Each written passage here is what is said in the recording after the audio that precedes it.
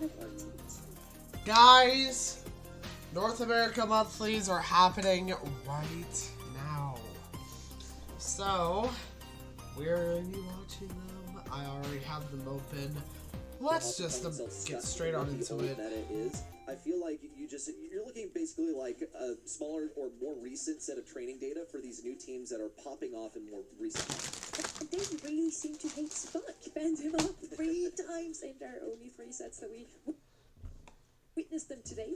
On the other side, we have Team Electros. Kenny, how do they differ from what we've seen from Tribe Gaming?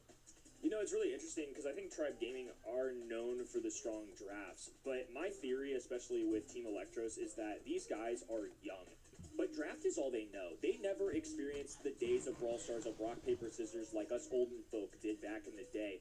This is what they're used to. This is what they know. It's similar to younger kids now growing up with tablets. It just comes more naturally. These guys are unfazed when it comes to the draft. They just get it. It clicks. Look at all those 3 neat compositions. I don't want this. From Tribe Gaming. They are using some of those newer brawlers that you mentioned, but I don't really hesitate to think that they know what they're talking about in the game. What do you mean with us old folks, by the way? Please, talk for yourself. Okay. I mean, I'm not going to expose any ages out here, but we're all in the same demographic. We're all in the same These two are older than me. We are both older than you. But y'all can do the math at home on who's the oldest. The players are ready, so let's start with our first map of the semi-final number 1.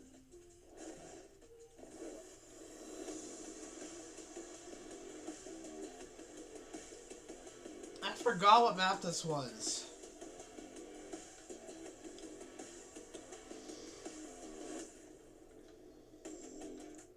Tribe Gaming versus Team Electros. Again, the old guard plus Table Gamer that has Come on, Tribe. here last year. Now also coming in with a lot of experience. Not quite made it to Worlds though. Bro, I need Tribe to win this. I want Tribe to win this. You could say, though, he did make it to Worlds, just was stopped at the last moment by some unfortunate circumstances. Now so Angelo, Bell, Pierce, Mortis, Charlie, Viper, good bands, good bands. Earlier, when he was asked about what his goals are, where he sees himself, he says that he sees himself in the grand finals every I also have an entire bag of chips. He didn't necessarily comment on whether he would win it or not, which I think is, like, low-key grounded of him to say. Naughty's an interesting first pick for Electros. Electros. Nanny here on Shooting Star, probably the best thing that you can leave with. I definitely agree. Nanny, Tick, and Piper used to be the best brawlers on Shooting Star before draft happened. I know that because Kenny, the old guy, told me.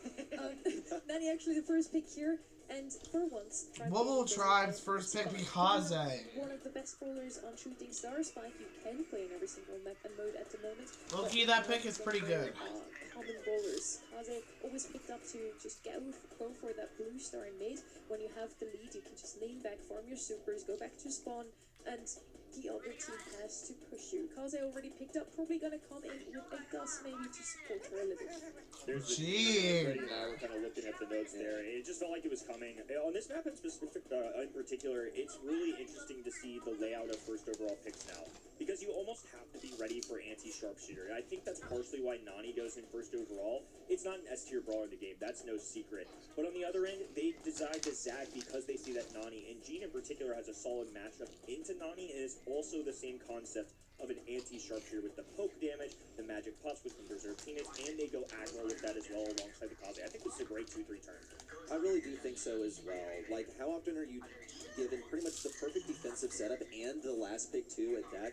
You're going to be going for the blue star with Kaze, dashing forward, grabbing it, then playing defense. Jean is such a good brawler here that he's often deserving of a ban even, so it does raise an eyebrow for me that Team Electros decided to basically give this to Tribe for free, also left it open for themselves. Maybe they just expected that it would be banned since it's such a solid first selection. A defensive 8-bit from Team Electros is very interesting. Usually he soaks up a lot of shots from sharpshooters, and I think that the mentality here for Team Electros is that Tribe has not let sharpshooters so far, so they're not really concerned about what this the last pick for Tribe. We have two aggressors on either side, so maybe a bit more rangy now from Slab Tribe Gaming. Byron technically still left open. Gus, I mentioned before, they already addressed the nanny. And Byron? Indeed, they need something to Byron? support What? the cause. Like I kind of said in the beginning, Jean is there to just directly counter that return to sender gadget from the nanny. Then we have 8-bit with a lot of DPS. And that's why they need some kills now for Kaze. They want to pick up the blue star. Who's actually quicker, Kaze or Mina? Kaze. I would say Kaze too. Off the Kaze is definitely It's really quicker than interesting, Mina, two I contrasting feel. teams Yeah. here. One of the most historic orgs North America has ever seen. 4 of 6 grand finals wins last month. On the other side, new blood for North America. High expectations. They got through their first opponent, Tribe Gaming, a whole nother level. This one could go either way. We were so confident in our selections for the quarterfinals, but this is where it gets hairy. The new guys versus the old guys. I think we let As Tribe cook. Gaming swiftly snagged that blue star before hopping onto the defensive. Luffy now changing forms also to try and dash away. It's a kill from him, and Luffy gets the kill, and he has a super to get out of the way if necessary. Decides not to change forms, goes for the kill, but instead is killed in turn. It's a TP away for Snoy. Note that he is running quite good here, so he is better in that sharpshooter match for RBN specifically. Having that teleport at your disposal is really nice because if they get a lead, they can just back off and play defense. Bounty is passive-aggressive at a professional level. Once they get a lead, you're going to hear Coach Pedro talk about it later on. They're not going to necessarily be onslaughting the other team. They're going to look for a lead, hold on to it. They don't want to back off yet. Team Electros aren't in their spawn, but Tribe Gamer are doing a good job of pushing them forward. That's going to be the ultimate goal. You do want to press So these Tribe guys Gaming into is that ball, like a down hard ball by like this, right? 1. Squeeze all the stars out of them, but the further back they get, the stronger their position becomes with 8-bit specifically.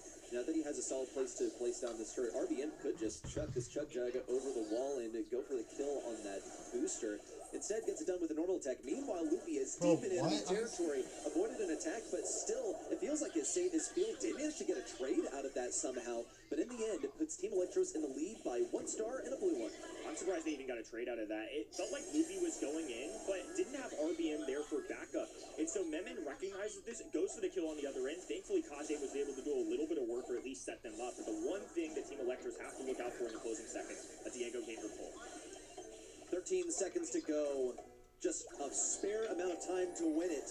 RBM has his hypercharged super in hand. That is his ticket to victory. Doan really needs that super. There's the pull. Another one on Memon could do it. 13 to 10. In the final seconds, one more kill comes in onto RBM. It's game 1 to Team Electros. And really, one game is all I need to see to know that this is going to be an excellent match.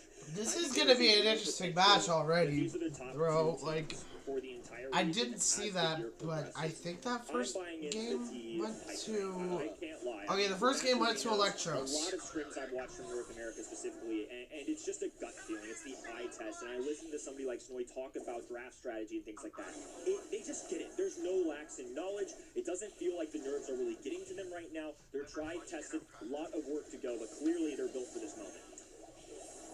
It is something that they have forged through constant competition. They just love it. They live in it. They savor the moments where you have to fight your heart out to win.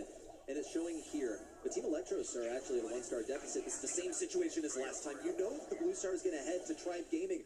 But for it to be handed over to Team Electros like that, the way that they Bro, play is so Electros actually aggressively, gonna beat elegantly Tribe, fall bro? back to defense. You see Snoy is also equipped with his super now. We'll find the ideal place to put it. Looks like the back right. Not really a bad spot either because Luffy would love to be in that position. Now it's easy for 8-bit to teleport over there to flush him out. Team Electros head for the hills, but they don't mind bunkering down, especially with an 8-bit turret that they're all going to be revolving around. Going on this right-hand side as the 9 reveals some serious damage. Look at that RBM nearly evaporated with just one shot. Not even a full Nani shot at that. Windmill going down. Tornado to kick him up in the air. Diego Gamer wants a trade, though. This seems like a bold call. Snowy there. This is... Oh, dang. What? Whoa, Diego okay. Gamer, not enough. Ooh, okay. Get a kill, but it's still a 5-star deficit. Diego was hung out to dry on the left side. As Gene, you need a teammate near you, but he was completely alone, and look how safe Snoy is at the moment. He can TP away, he can avoid a Gene pull. Same goes for Memon, just not really good targets for Diego Gamer. All of a sudden, this defense has become an offense. What a hypercharge, whoa. He's looking for 2. RBM is looking a little threatening, though, and with Luffy closing in from the left, it's just no good. 15 seconds to move. Team Electros with a 7-star lead. RBM's been pumping Luffy with heals, and now they have to make it count a couple. It's not even close. Electros is gonna win this. They got this in the bag if they just hold on. Return to Cinder coming out of the top-hand side. Need a pull, but it's onto the wrong object. Another benefit of running that 8-bit in TE. Clear out Tribe Gaming in set number 1.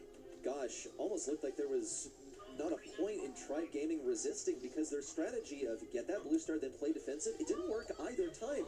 It didn't work at all. Maybe for like 15 seconds, but at that point I say no. There's no function there. Get the blue star with Kaze, run away, try and get a gene pull. When you do get a gene pull, doesn't work out because you have 2 targets that are suboptimal to pull, and that's to be expected. When Gene's picked up early on in the draft, it's supposed to influence the draft in a way that benefits your defensive play style, but it was completely shrugged off by Team Electros. Really solid showing, and to add on as well, in terms of the strategy, 8-bit we've seen a handful of times this weekend, but on Bounty, on Shooting Star specifically, I feel like this is a really good callback from them. It's even piling up 6 kills there. Doan, of course, doing DPS. I think it's safe to say he was involved with that set. Memon with 8 as the aggro brawler. A lot of the times, that's his role on the team. He is usually the designated Nino when they're playing jobs like this. I think the fact that they are able to win this with a little unconventional strategy and the mechanics look good, it's only the first set. I'm immediately nervous for Tribe. Also, just this draft, This makes me nervous for Tribe. I voted Tribe, so I need them to win. The first pick was not the difference in the way that it was a DPS difference or a kill difference, because you saw it's actually relatively the same between the Gene and the Nanny. It didn't mean too much to give it the Gene just from kills and deaths. It really came down to how the rest of the draft formed around it. That's so nebulous. It's so difficult to understand, but clearly Team Electros understand this game on a different level. Perhaps, and I guess we'll unravel this as the day progresses on, better than Tribe? Man, that would be quite something. I mean, opening month, you could hear it in the interview as well, but he said, we knew we're good, but how good is good compared to somebody that's won 4 of 6 monthly finals last year, that has a lot of history in this region, that picks up Diego Gamer, who was a breakout star last season, and they're showing off here early. Have yet to drop a set in our monthly finals so far, and I think if they get through this hurdle as well, we'll be very deserving of it. I mean, Vatic are no slouches, and they still swept them in a 3-0 fashion. Tribe Gaming are not going to go down quietly, though. They've been in this spot before. They are a team that has been pressured many a times. I know that the ceiling is very high for them, but I think they know it too. Last year didn't go the way they thought it would. 4 of 6 monthly finals in their home region. Brawl Cup, devastating results, and then they get to the World Final stage, and especially in hindsight now, it doesn't feel nearly as bad, but to lose to Crazy Raccoon in the same fashion back-to-back years, to lose to the second-place team in Humble, you can hold your head up high, but for a team losing to that quality of level, to not even make it to something like a Day 3 has to hurt. Yeah, in hindsight, exclusively does it hurt less, okay? Because Crazy Raccoon, of course, eventually wound up winning the World Finals last year. But in the moment, you see a team that sort of limped into the Last Chance qualifier. They made it out by the skin of their teeth and then go to the World Finals to beat your front runners from North America. Doesn't make you feel too great about your home region, I'll tell you from personal experience. Tribe Gaming, however, yes, I do genuinely think that the Brawl Cup was sort of the beginning of the doubt starting to... I forgot what this map was. ...in our minds. And unfortunately, it seems to have extended into this year. Is it just their misfortune of facing Team Electros here in the semifinals? Because roll the dice, it could have happened on the opposite side of the bracket. Okay, M's, Mortis, Spike, Tara, Cord. I like those bands. Ems is always a must ban for me. If you don't have that first overall selection, Tribe has first pick. Team Electros eliminate that immediately. Their flex ones, though, are going to be Mortis and Spike. A couple brawlers showing up frequently. On the other end, if you have that first overall pick, typically you're setting yourself up, or you're like that pick. I like that pick. 2-3 turn that you don't want to see your first overall pick play. It's very true. Also have to keep that last pick in consideration. What do you want to play? Well, Tribe Gaming have that first pick. They're going to be getting rid of Tara. Interestingly, they just don't want to play it. They don't want to be forced to play this as a first pick. Pretty interesting thought there. We'll see also, of course, M's banned by Team Electros. It's just this must play if it's available. It had a 100% win rate. That's absolutely insane. Was that in your notes, Kenny? Because it wasn't in mine. Nope. Once again, 8-bit last Hits. round. Kit this time is an assassin of choice that I did not anticipate. Hits. Something like a Poco mid has been more traditional here. Janet, I'm curious what they paired Now it with they because picked naturally Kits. Doesn't show up a ton of this map. Sandy was one that I was curious if they were going to pull the trigger on because sometimes you'll see teams go Crow and then it grants them immediate vision every time you pop that Sandstorm. It seems like that's something T are not worried about. Okay, and I feel like the response to Kit, there are a few ways to do it. It's not always exactly clear. You want to have close range capabilities. You need to also like have something that does a bunch of DPS in case he latches on to someone else. In a double swoosh, you do have 3 lanes to play, so there's not really a whole lot of flexibility. This is going to be a real pain for a Tribe Gaming to deal with. I don't know if they really saw this ahead of time. Doug, That's bro. That's the response. If Kit jumps on you, guess what? You got some extra mustard to put on that next attack. I think it does what? Doesn't it do like 5,000 damage? Yeah, It's something absurd for Doug. You can also toss the hot dog to someone who gets jumped by the Kit too. So this is interesting that they go Kit this early on because I think if you're the left-hand side and you're looking at this, you can either beef up or go really anti-aggro. Something like a Chester would be a unique one if you just wanted to shut down the Kit.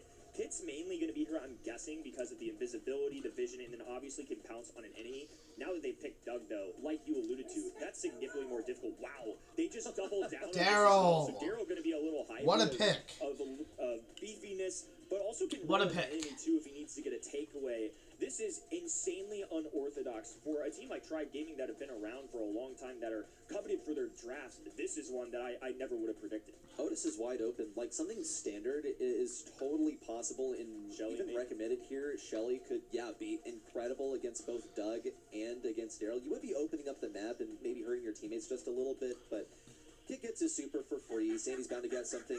Shelly's an excellent call-out because you're going to be hard countering. Shelly with both Buffy's could Daryl be and interesting. the Doug.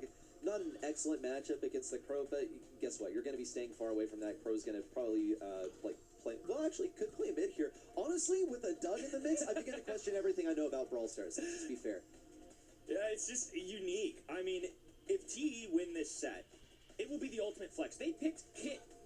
I mean, the opening of their draft, it's a 2-3 turn. They didn't even try to hide it. They telegraphed it. They told Tribe Gaming straight to their faces what they wanted.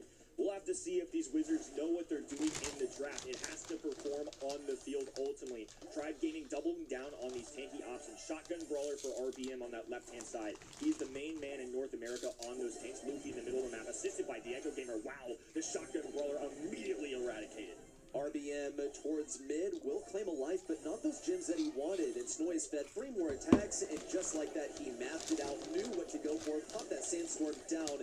And here comes the resurrection. RBM back up for more. Looks for 1. Knows that he's not going to get 2, but gets a little bit of damage in anyway. Doan in close range will eradicate yet another. But Luffy is here to try to hold on to the control. Oh no, but he doesn't know that Memen's on the left lane. Does RBM know to check for him? Okay, Memen, you're trigger happy, bro. Just thought that RBM was going to be a little bit faster. Ooh. The resurrection on the right side once more. Diego Gamer is back up and running again, but it's not really helping the team. I think the fact that Memen even got a trade there is wild, but Diego Gamer immediately just walks him Oh. down. Dolan gets a kill, slides out, low HP.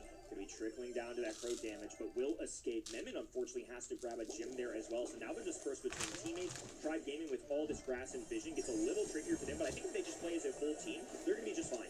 Here's a speed in the brief mute from Snoy with his hypercharged super. Memen claims 1 life, and now TE are all up in the bushes. And all of a sudden, wait, where'd the bushes go? Well, they were all Cheeto Mouse or exploding ass, from bro. Shelly's super. Here comes another resurrection. RBM is going to be nice and healthy for a Sub- hypercharge roll. you back know, we onto all have one our own stun, opinions. 2 stun, and a blue move back into mid. Luffy has his hypercharge and super ready. He'll be able to escape if necessary. Look how quickly. But yeah, welcome, the supers are being Chai. fed Welcome Snoy to the as well. stream. Tribe Gaming can buy their Let me time know if just a you little guys bit can hear me well. before they move in. Team Electros are about to start this countdown, and they have all the space in the world. Outside of Shelly, the paper matchups are fine, but they are super feeders. It's way too easy for Team Electros to feed off of this, and now Memen can just be a full-on bodyguard. Tribe Gaming have no mobility. If RBM doesn't have a super, it's going to be What left to the Luffy heck? just popping a super here. That's exactly what he does. Purple Bro, Ball honestly- goes down with 7 stars on his noggin, he's going to have to dive in. A few gems being Tribe Gaming is Make light surprising work of me that. It was here back and forth the whole way, in but as this that semi. progressed, it really felt like T were clawing their way back and just having a huge vice grip on the middle. You have 2 tanks into a Sandy. What are you going to do about the Sandy? Well, you're going to be feeding it 1 super after the next, and they weren't even like subtle about it. They weren't even trying to avoid it because It's honestly a waste of effort to make any sort of attempt at that. Team Electros were getting Sandy Supers every 5 hits. RBM is being a bit more conservative about this. Look at Diego Gamer, the way he advances into the right side. But any sort of stun leaves an open opportunity for Snoy to go and grab a few shots. Just one more gets him his super. And there it is. The first bit of control for Team Electros on mid, but they only have one brawler left, so they're going to have to play this cautiously. Oh, rather than play the mid, Doan just gets up right in the face. Has had an extra life as well. Great reactions out of RBM. One of the best tank players in the entire Luffy needs to world. lock in, so does Diego. Making sure they protect their home side. Now Diego Gamer has the gems in his pocket. I think that's okay for them as well. As long as RBM can stay aggressive, it's a good thing. Doan, though, has a hypercharge available. Pops right out. Doesn't get the contact, though. Tribe Gaming. Dominant so far in this game. They're just not relenting. Okay, Tribe is definitely doing good here. Ooh, okay. Caffeinated right now because they're trigger happy on a couple of abilities that I saw so far. It was the Shelly super most recently, and gosh, it's just not really what we. Oh, kits. Okay. And he down. Willis is done in getting forward, gets him that speed, but he doesn't really want to move past RBM, so hastily will see a kill from RBM, make it 2. Memin now looking for the stun onto Diego Gamer, but a plain old hypercharge. What a hypercharge from the winning streak. Doug there. Tribe Gaming get their game, and they will stall out the second set. It looked like it was going to be a steamroll for Team Electros, if I'm being honest. Now we've come to a halt. Completely different outcome in game. It was looking bad for Tribe right the there. Exposure of something like a kit that early on in the draft. Let's see what happens now. But very targeted at dealing with that kit. It almost feels like Okay. got exposed for possibly being too cute there. Obviously, they won the first game, but you know, and the second one, it didn't go their way. Tribe now have had a game of adjustments. This could be over for TE. It's going to require a lot of hard work and great skill to come out of this on top. Well, they don't really want to kill Diego Gamer. Oh, Snoy once again just too early.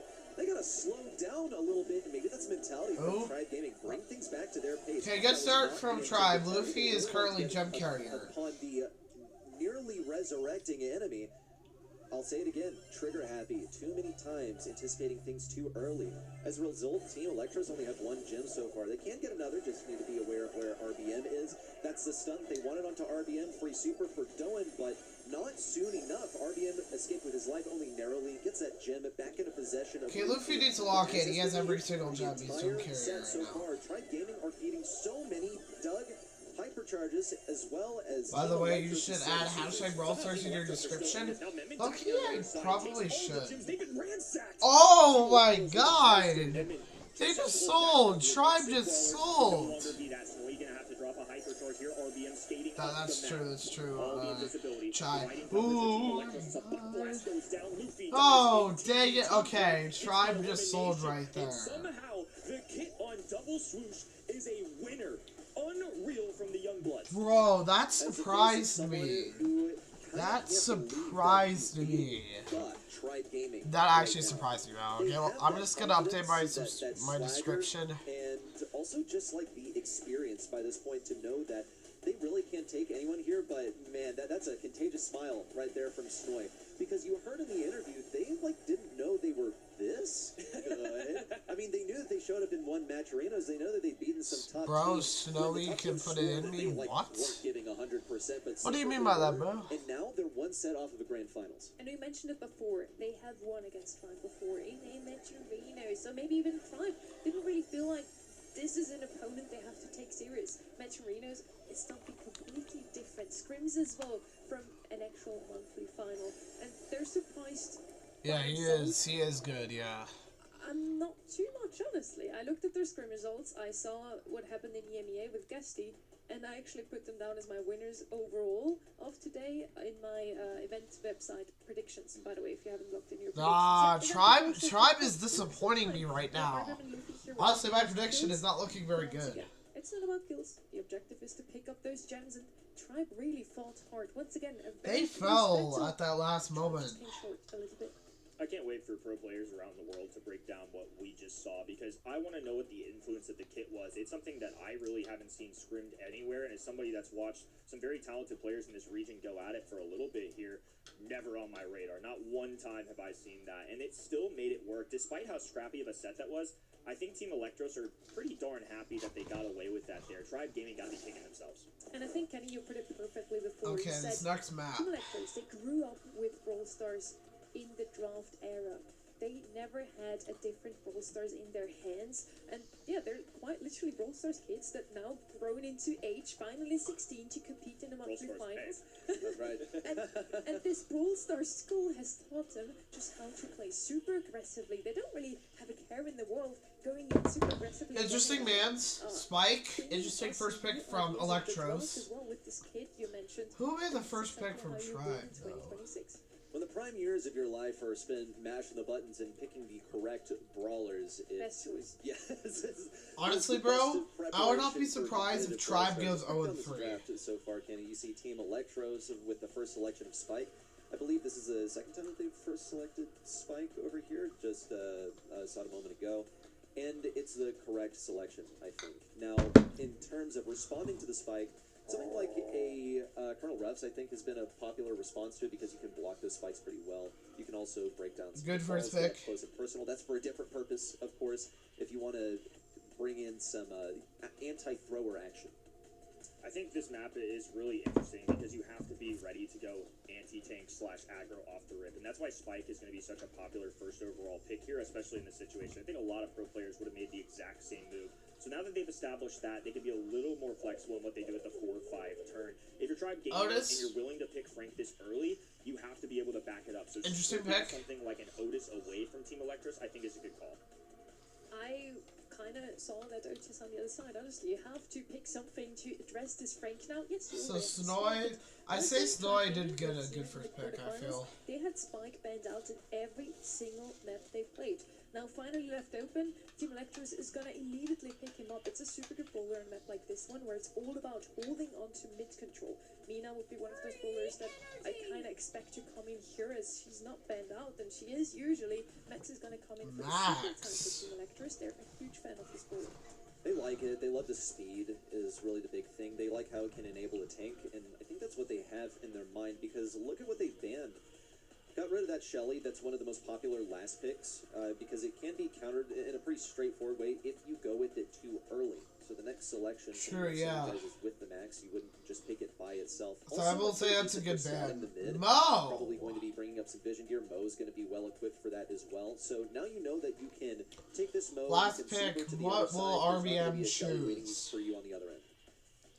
Mo is one I was kind of looking out for there. I think just the ability to have such a goal-scoring opportunity, and now you're empowered by the super speed. It also does insane damage. I mean, Mo and Spikes are similar shots, same brother, different mother maybe, but nonetheless, it's just a good overall composition here. So now I think this gives Tribe Gaming something to think about. They can play Otis mid as a flex, but into something like Max, it can be really pesky to deal with. Charlie seem to be their solution. Yeah, Mo is definitely going to be good. But Charlie, bro. Mo's dashing in your face. I think this is a really creative solution. It wasn't at the top of my mind, but I totally see where Tribe Gaming are coming from. I agree. Charlie's definitely a good option here. Can deal with those aggro bowlers on the other side. Kind of was expecting Crow to do just that, but Charlie works well for that too. Tribe now finally needs to win a set, so we finally have a match. We do want to mention though, again, Tribe. Bro, I'm interested to see how this match goes, bro. I'm really interested to see how this goes. It's the first team to even take a set of them this month. Hopefully Tribe are just getting their losses out of the way here, and they'll be coming back stronger because I feel like Team Electros are really showing them up here. Look at this. They already have mid-control, but it's basically been offered to them. Doan with the Super 4 to get one kill.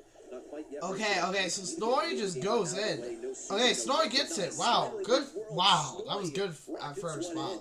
To get a goal for Team Electros within only 25 seconds. Unbelievable stuff. I mean, just making light work of a monster in Tribe Gaming. Doan on the left-hand side was able to engage early. The faster you can charge up that super, the better. And they were very aware Diego Gamer is the one with the cocoon. All they have to do is stop it. Now an opportunity, though. Hypercharge on the right-hand side. A cut off from the fast splatter, but matched by one of Snoy's. Okay, Diego missed the super. Luffy. Oh, whoa! That was insane. Keep Tribe Gaming alive in this game number 1. Could have gone either way, really. 64 HP. I mean, might as well be 0. Just a coin toss of a difference there. Team Electros now have stormed in once again. looked like an overextension there. Okay. RBM has nothing to do. He just walks in circles. On the right side, RBM slowed down, pummeled with even RBM is not doing very good here. Oh, okay. Onto RBM, and of course RBM falls there. Team Electros now assembling once more. Luffy sneaking around with a super on the right side. He's kind of estranged from his team. Needs to connect with RBM in mid, ideally for a pinch versus Snoy. But Snoy's too wise about this position. Eventually does get pinched. Just didn't really have the support from Mehmet at mid. RBM attempts to get the kill, but it's no good for now. But finally, it looks like Tribe Gaming might have some position here. Tribe actually has some good control now. Ooh, okay, RBM goes in. He gets the score. Let's go. Frank just too powerful in those situations where he's at the mouth of the goal. He can just walk it in. But TE have plenty of utility in their back pocket. Purple buttons going down for them immediately. Owen diving in. RBM eliminated. Ball still in Luffy's hands. Takes it over the left-hand side, but it will fall into red arms. Diego Gamer staying alive. Crucial, because now this is back in Tribe's side. Snoy gets to move forward. He has possession of the bushes. And the super, he was only one shot off. Blocks off RBM entirely. About to be a lot more terrain for Team Electros to work with, and not as many walls for Tribe Gaming to hide behind, especially RBM. Here comes the countdown. Only a few seconds till the walls break, and the hypercharged super is out. Snoy has the super. Snoy? Okay. Ooh, okay. Oh, he gets it to Diego. Oh. To get it into the goal. It could have if it weren't blocked by Diego Gamer. Oh, what a hyper! Has yet another super, but the ball finds itself in the clutches of Diego Gamer. RBM fully distracted. Okay. On the bottom right of his screen. Now Snoy lobbing up shots from the long range. Needle grenades going down. Oh, that's actually pretty intense, bro. Regenerate. Waiting for the teammate here. Hypercharged super being popped. RBM can't cling onto any of the enemies. It's going to be a hammer hit, but not enough. The giant underground rat is able to move his way up the map, but the cocoon will buy him some time. Snoy hypercharge active. Is it about a tie?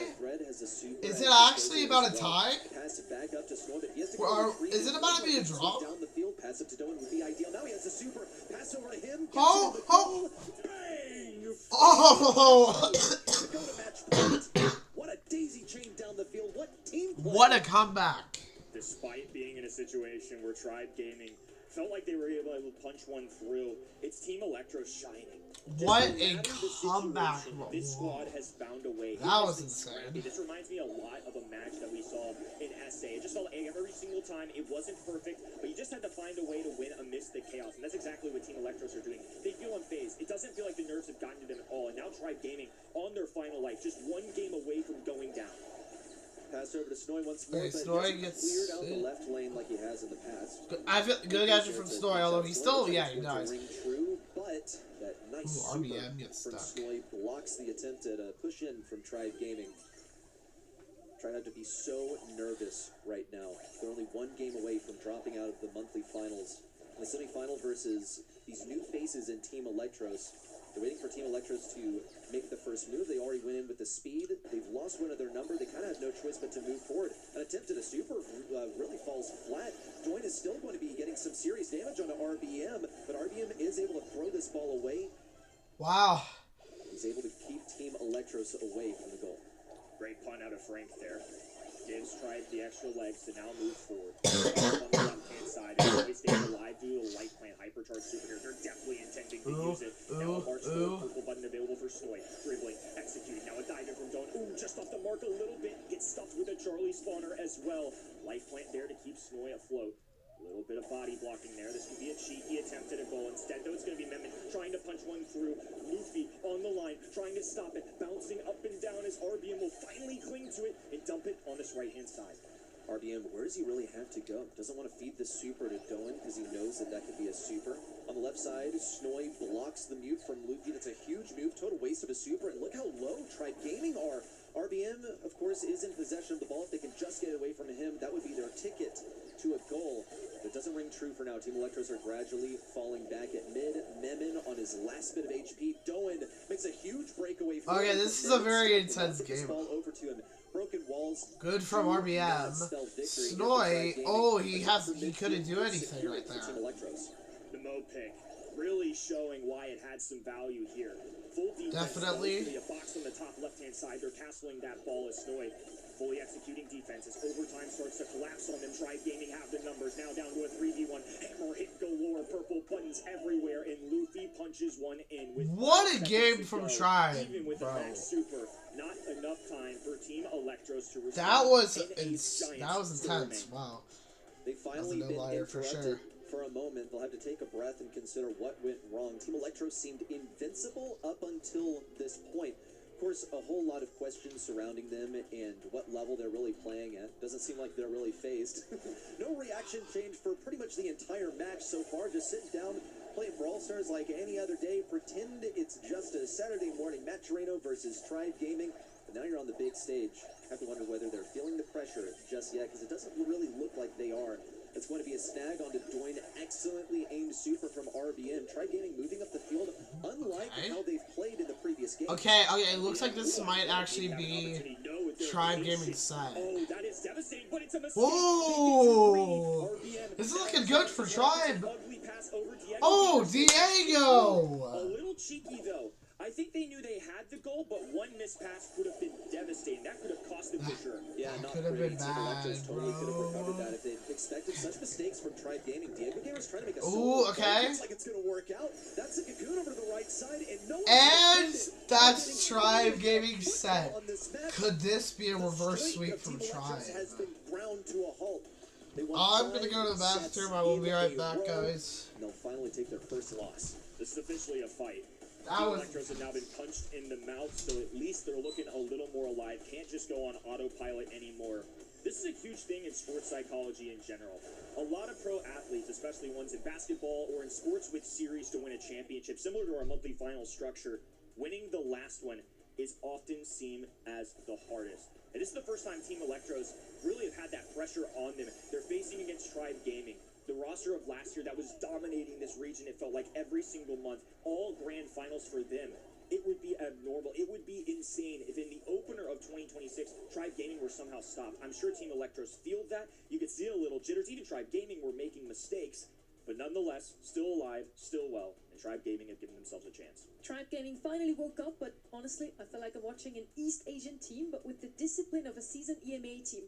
This does not look like a team of rookies at all on the other side. This set just as well. Team Electros looked super, super strong. Tribe Gaming is finally, doing something against it. RBM, star player before already, now looking fairly strong on that Frank as well. But yeah, on the other side, I don't see NA player usually with this movement, and we finally have no 3-0. We finally have a match in our hands already. I'm gonna enjoy my popcorn over here. I'm ready for the next set. I'm ready to get on with set 4 as well, because I've been waiting to see this win streak be interrupted. I really thought it could be ended quickly. We were looking at a match point also. Really, really scary there. Maybe a new era could have come in for Team Electric. You just take that off. No, you do your thing. We'll do the hard work. Cheers. Yeah. Fair enough.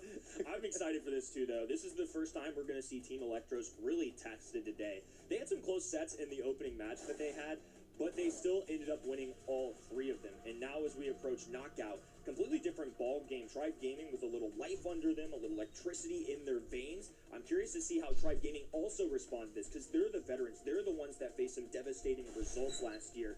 Can they overcome the mental hurdle? If that's something that they prove in this opening Alright, match, let's it would see set what's up and change next. the entire outcome of the future. I don't know if they already showed the map. Finally have a set 4 on our hands. Super excited for this one. Can Tribe Gaming continue like this? Can they make it a reverse sweep? Is the question now in everyone's heads. The vote on the website probably also swaying towards Tribe Gaming here. Only Kenny and me, we believe in this young roster. I really feel like, we haven't seen something like this in quite some time. It does remind of Guesty, but I don't want to make too many comparisons here. They're their own team. There's actually 3 new players on this roster, and they're looking so, so strong. Great movement, super disciplined. And even That was a good one. That was okay. So we're in Bell's Rock now. Except with this roster. I'll tell you what, I'm still waiting on Team Electros to really prove that they've got what it takes to beat Tribe Gaming before I put them as one of the front runners in North America.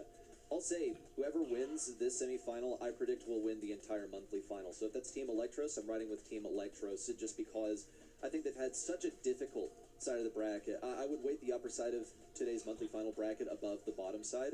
And Team Electra, this is really a trial by fire for them. So far, they've been, doing pretty well. Tribe Gaming so far in this match, they're treading water also. So Snowy chooses Rico. That's a good pick. In motion and they continue like it. Maybe this is still a reverse switch. Spike? Come in here, no surprise. Okay. If he has, he probably does have curveball, so that's good. Value this brawler quite highly. Rico is one of those brawlers we see quite often on Bells Rock specifically. Gray is one that we see even more often. RT, also a knockout classic. Those two brawlers could definitely still come in handy. Standard bans on this map throughout monthly qualifiers for North America were usually Pierce, Gray, and Rico, but it's really shifted. I think teams feeling a little more comfortable about dealing with Rico. I think that's why you're going to see some of those bans coming in from the right-hand side. I think Snowy and his teammates fully intended to be able to grab Rico. That's why you're going to see Sprout, brawler that typically is a Diego chooses RT. Rico, Brock can break walls. Meeple, of course, with the cutoff.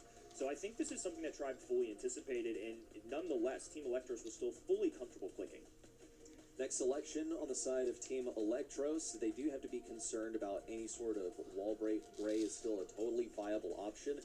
You are able to play around this. Rico can sit in Who will be second for Electros? Get pulled easily, but he really Ollie. wanted this Rico pick because they banned Sprout, which is like an actual F-tier brawler at the moment, but it's one of the, Definitely best ways to F-tier. deal with Rico hard stop. They're also considering the possibility of a tick last election, but look how hard they're playing around these walls. They've gone with two brawlers that depend so much on these walls. Both Ollie and Rico need those walls to survive. So how do they enable the Ollie? Byron's a viable selection if they just want to keep someone on life support, get a solid lane out here.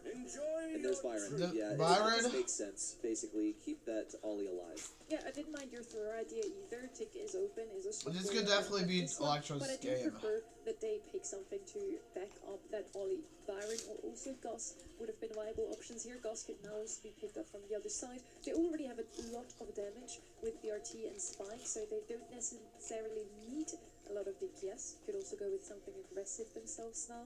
We still have some options open there too, with Mortis, one of the Buffy brawlers, not being banned out here. Check out my gun! It's going to be cold. Never mind. Wall break. Oh. Yeah, wall breaker. I think this is kind of what it comes down to for them. Now they can expose Ollie a little bit. Rico has less lanes. It's kind of a cheeky phrase, but a lot of the I times like in this open draft. maps, players will call Rico just a worse cult. Yeah. Because they're both DPS brawlers, a lot of projectile speed, and as a result, Colt will have an advantage. He should, has those buffies at his disposal. If he decides he's going to use Silver Bullet, he can steal some ammo, keep marching forward, or rather the reload gadget, I should correct myself. So Colt can be this unstoppable force forward if he is permitted to do so, but he's going to have to earn that wall break. Could this be a reverse sweep in progress? Tribe Gaming have gotten one set on the board. Team Electros look like they might sweep. Bold not using these typical curveball. first-place players in North America. Memon early on going to struggle. Has to rely on the Indestructibles on the right-hand side. Luffy with wide open space. RBM handling Byron now at needle grenade. And a little extra with that super going down. Fertilized. Give me the star power of choice for Diego Gamer. Makes sense when you see a tank on the other side. Memon moves forward. Luffy has lost a lot of his walls here, but he was smart to get rid of those ones on the sides, because Memon would be able to fire a super down there, pretty much exterminate anything is sitting within those borders. We'll see another wall break over towards the left side. Diego Gamer has just so much territory upon which to reign. Meanwhile, on the right side, however, Snowy has been dominating this matchup versus RBM. He has a super already. That's going to be incredible for a kill confirm. Look at the room that they're taking up. It really doesn't even matter. The brawlers? No. Who cares? They've just been dodging the shots and winning on the 1v1s. They're not even going to allow Diego Gamer to charge super, and as a result, Memon gets a few extra so tags this with the most likely going to be Electros' Electros' game. Round number 2. Not only do Team Electros take the first, they've now got so much power walking into the next. When they asked people in the competitive scene about what they think of these players on Team Electros, they said they just don't make mistakes. You have to best them in the draft, and right now, Team Electros have actually made quite a big mistake whiffing that Rico super. RBM can't get close enough to Memon to use his super. That is going to be a kill on the bottom side. However, Luffy looks for the kill. Is a little bit hairy. Doin at mid will get the jump on Diego Gamer. Luffy on the top side strafes properly. It's a 1v1 between Doin and Luffy, but I think we know how this one goes. This is going to be a dance of Doan just trying to recharge and time this right, because he doesn't want to leave Luffy with too much space. He's not allowing him to regain health. Okay, Luffy's missing every shot. This L-shaped wall on the top-hand side. Colt forced away in the closed space, not where he is going to thrive. In this one-on-one interaction, Luffy has been tasked with an awful lot. So tense. Dolan, a player that I've heard is the most skilled on the team. The same goes for Luffy, one of the core players. Really needs this damage, but Dolan's just playing with this food. Gets a hypnosis. Oh, that was Onto good. that, man. He had that for several seconds, just playing with his food. Not revealing when he was going to click it either. A little mind game going down, and now a match point for the young roster. North America has been dominated by Tribe Gaming. Last year, there were roughly 2 teams outside of, at the time, Bobby's roster, now KDS. Every other time, it was this roster in the grand finals. And already in 2026, they're in danger of losing that spot. That is a wild thing. That is a huge, monumental shift potentially in this region unfolding before our very eyes. It's match point for Team Electros. 1 game to win it. And they did it in the last one in such an incredible fashion. 2 rounds. And that's going to be the first kill, in fact, coming in from Luffy, but it is an exchange. It's 2v2 now with the walls broken down. Luffy can still assert his dominance, but it's quite difficult. He's basically in a Colt 1v1. He has more DPS. He's able to break down the walls, but he obviously doesn't feel too confident since he's not approaching Memon too quickly. Snowy running the piercing star power as well, so it will go through that life plant. That's a large choice for why they're laning Byron on the side, despite maybe a slightly tough one for Memon. Again, it's just a much more difficult version of Colt. Instead, though, he's being empowered. Snowy landing a shot as well. Luffy, a goner for this world as Memon charges himself. Okay. As well. It's the go time. Ooh, okay. Diego Gamer doing his best, but in this 2v1 in a round, Yeah, there's no, I didn't think that there was any shot that one away from taking the match. It's 1 round. it's 1 away for Team Electros, bro. What would you do if you have 1 chance to win it? Something that you could not safeguard yourself against this time, but they made their way to the grand finals every single month. Last year, they switched up some matchups as well. RBN going heavy on this left side, but they're fighting mostly 1v1s, and I think that's where things really fall apart. Okay. For Gaming, is they're not playing as a team. Walls go down, but the 6-shooter won't connect with a single member of TE. It's Snowy moving to win up this map as Memon gets charged up. A hypercharge going down. No contact there, but Tribe Gaming forced down to the shallow side of their spawn. It's going to be shot. This is a close game. Left-hand side, Diego Gamer using the life plant. Snowy from the distance, trying to rely on these shots, and now a hypercharge for Diego Gamer. He knows they have to make something happen here. All of a sudden, floor has been spaced out for TE. Doin quick with the super, getting all the heals in the world. It's Diego Gamer the first to fall. 3 versus 2. It's a death sentence. Oh. How do they get their way out of this one? The inaugural Oh my damage God. comes in from Snoy with super down. Luffy forced against the Oh. wall. Luffy in the last one remaining. And Oh. the pins up to the end. The spins, and that is the new reality of North America. Team Electros and the grand finals. Rookies making a splash. Temperatures increase. Guys, do you know how important this is? They literally won the majority of the monthly finals last year. And basically every single time they made it to the grand finals. This is insane. Of the year. And seemed to be What a stronger. match, They bro. had Diego Gamer strictly stronger now that they were aligned on objectives and training records.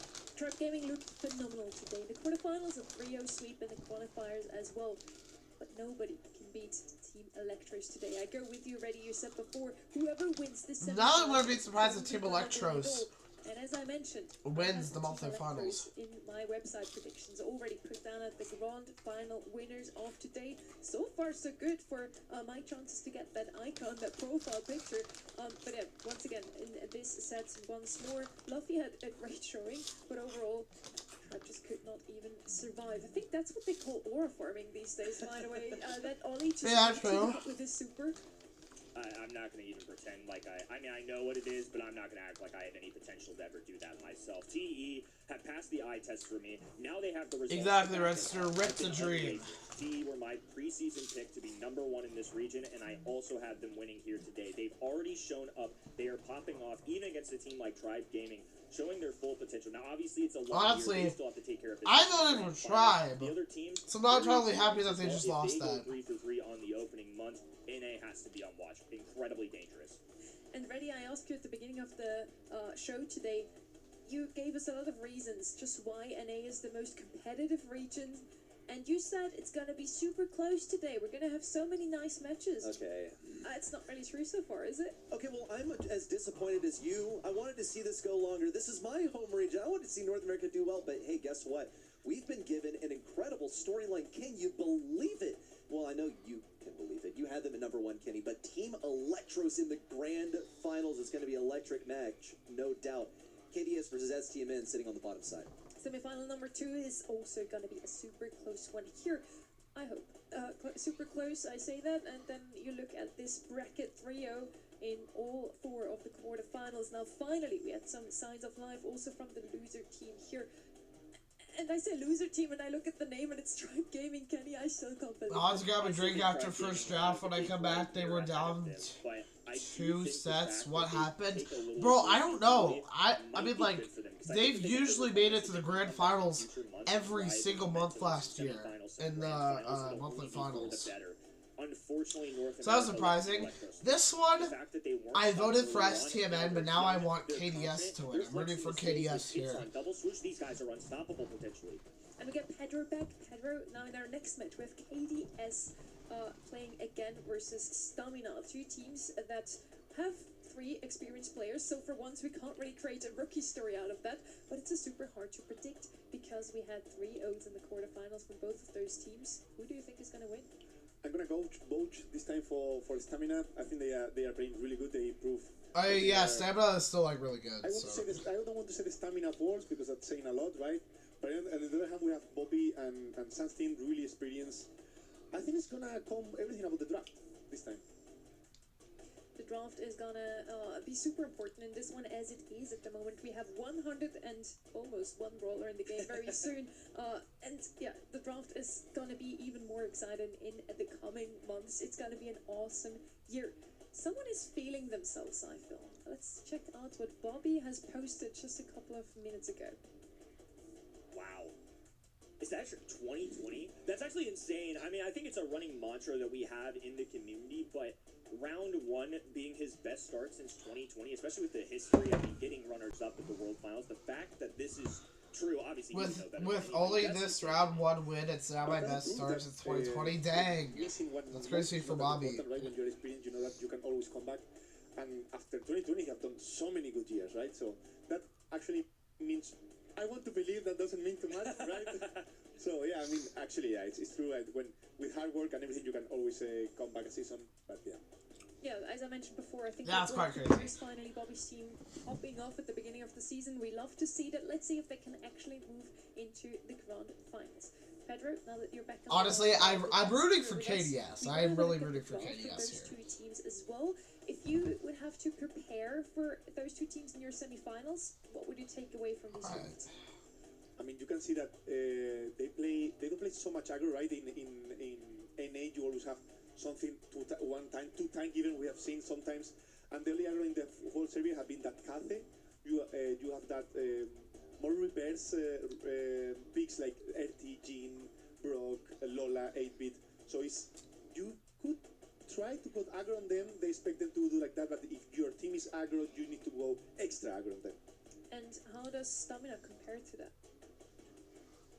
Stamina is a bit different. I think they like these chaotic games, this chaotic draft, and they always have 1 or 2 hours. We can see that always an Ali, a Kenji, a Lily, a Chuck, a Shelly, always breaking the map, doing it super weird, chaotic, and I think that can be a good tool to face KDS. So it looks like overall you agree more with KDS playstyle, if we know what SK usually does. Oh. Yeah, that's true. That's true. It's true. I mean, but hey, if it works for you, as long as you're cool with it, I'm cool with it. I didn't know if that was going to be a dig or what. I was just prepared to defend my teammate. But you know what? That's cool. That's cool. Winning is winning. You do what you got to do. A win is a win. KDS is the pick for us mostly. Pedro says actually Stamina is going to take that one. I also want to have a quick look at just what the people at home have voted over at event.brawlstars.com. Never mind. We're not going to do that. Instead, Pedro, I'm going to ask you, Stamina, why did you vote them to win this one? I think the playstyle they have can really be really good against the KDS today. If they find the draft that they can play their playstyle, it's going to be really good. But I'm sure that KDS is not going to do it easy, right? They're going to ban these chaotic brawlers, I expect. So I think it's all gonna come on the draft. Whoever get his playstyle on the game. Now, please give us another 3-0 game, please, so we can enjoy some more Brawl Stars today. We're gonna head into our semi-final number 2. Let's hope it's not a 3-0. I forgot what this map was called, but isn't this bridge too far? I know it says something about bridge too far. KDS versus Stamina. Who's gonna take the win in It's the safe zone. Both of them with very experienced players. Both of them played at the World Finals last year already. Colt is gonna be the first pick here. Stamina, as you said, Pedro likes to Stamina play first pick Colt. aggressive bowlers. Colt, I don't know if he's super aggressive, but he is definitely there for the damage onto that high stage. He's not the most aggressive, but we saw that before, right? If Call is open, you need to pick it. It's super flex. You can win the lane. You can do a lot of damage. You can even defend long range also. So I think Call is those picks that maybe are not the best. That for me is, but not everyone can agree with me. But if it's open, you need to pick it in this kind of maps. Now I'm curious where the damage dealer is coming, because obviously Colt's gone. Petty, not necessarily what I was expecting. Melody was, though. Melody, one of those brawlers that I think you have Petty and Melody. Bobby on Melody. Outputting. It's a brawler that's just solely focused on charging to the other end, using those musical notes and revolving them around the high stage. What is the benefit of Penny here? Is this to establish a turret, more of a control-oriented pick, or what? I think as we talk, yeah, the KDS who's gonna look for the control game.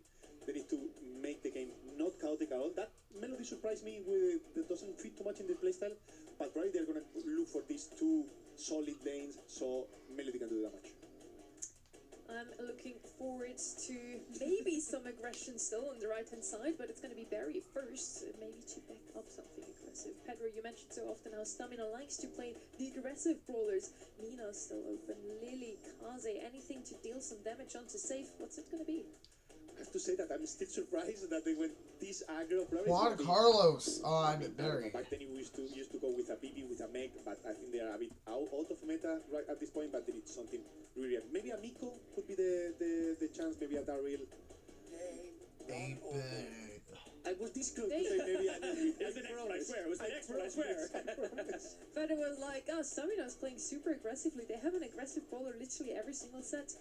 And they were like, Pedro, you voted for us, but we're gonna, not do what you tell us. We're gonna not follow Coach Pedro's advice. I mean, it's, I cannot expect anything expected from this team. Expect the unexpected. Kenny, what do you think is gonna be the last pick for KDS? You have 6 seconds. I'm gonna be honest. I'm not gonna come up with a pick. Otis. This place is all. I'm glad you're having equal reactions to me, Pedro. This is great copium for me because when that berry came out, there was that. I have to say, in stats say that the most trained brawler from KTS is Melody, the second one is Penny, and the third one is Otis. Okay, and Stamina have to know that, right? So this is either the ultimate way to combat that team, or they're just that confident in their individual strategy to allow that to go through. Bobby and the boys playing against an old organization that they made a lot of history with, the 2023 runner-up, the highlight of that organization, and now they've entrusted STMN with new hands. Very successful at the World Finals. They have been underrated. They're once again underrated today. Now they come home with newfound confidence, trying to take down Patchy, Bobby, and Say. Yeah, I mean, it's pretty much what we talk, right? The KDS need to go on a slow game. I don't know if they can do it against a Berry. Berry's gonna at some point get a super heal up. Equidad is gonna get the wall. They cannot really break the wall, so Juan Carlos can put a really good turret offensive. I'm curious when Stamina, if they're gonna be patient enough to wait for the opportunity to go aggro, or maybe Taco's gonna play a bit more YOLO, more alone, to try to get that save by his own. Let's see. Taco's currently gunning down Sands, has been a real presence on this right-hand side and will immediately tear open those walls. So that's something to look out for. Now there's no room for a Penny turret there specifically. 8-Bit can't use it on his own side, but something to watch out for. He will try and attempt to use it on either that wall, or if they want to get on offense, the little square-shaped one in the middle with the lollipops is what he's going to be aiming at. Yeah, probably Juan Carlos is going to put, first of all, this defensive turret, then maybe a bit more higher. I'll probably, if the game is frozen, as we can see at this point, they're going to wait 1 minute and 20 left and then do the last push.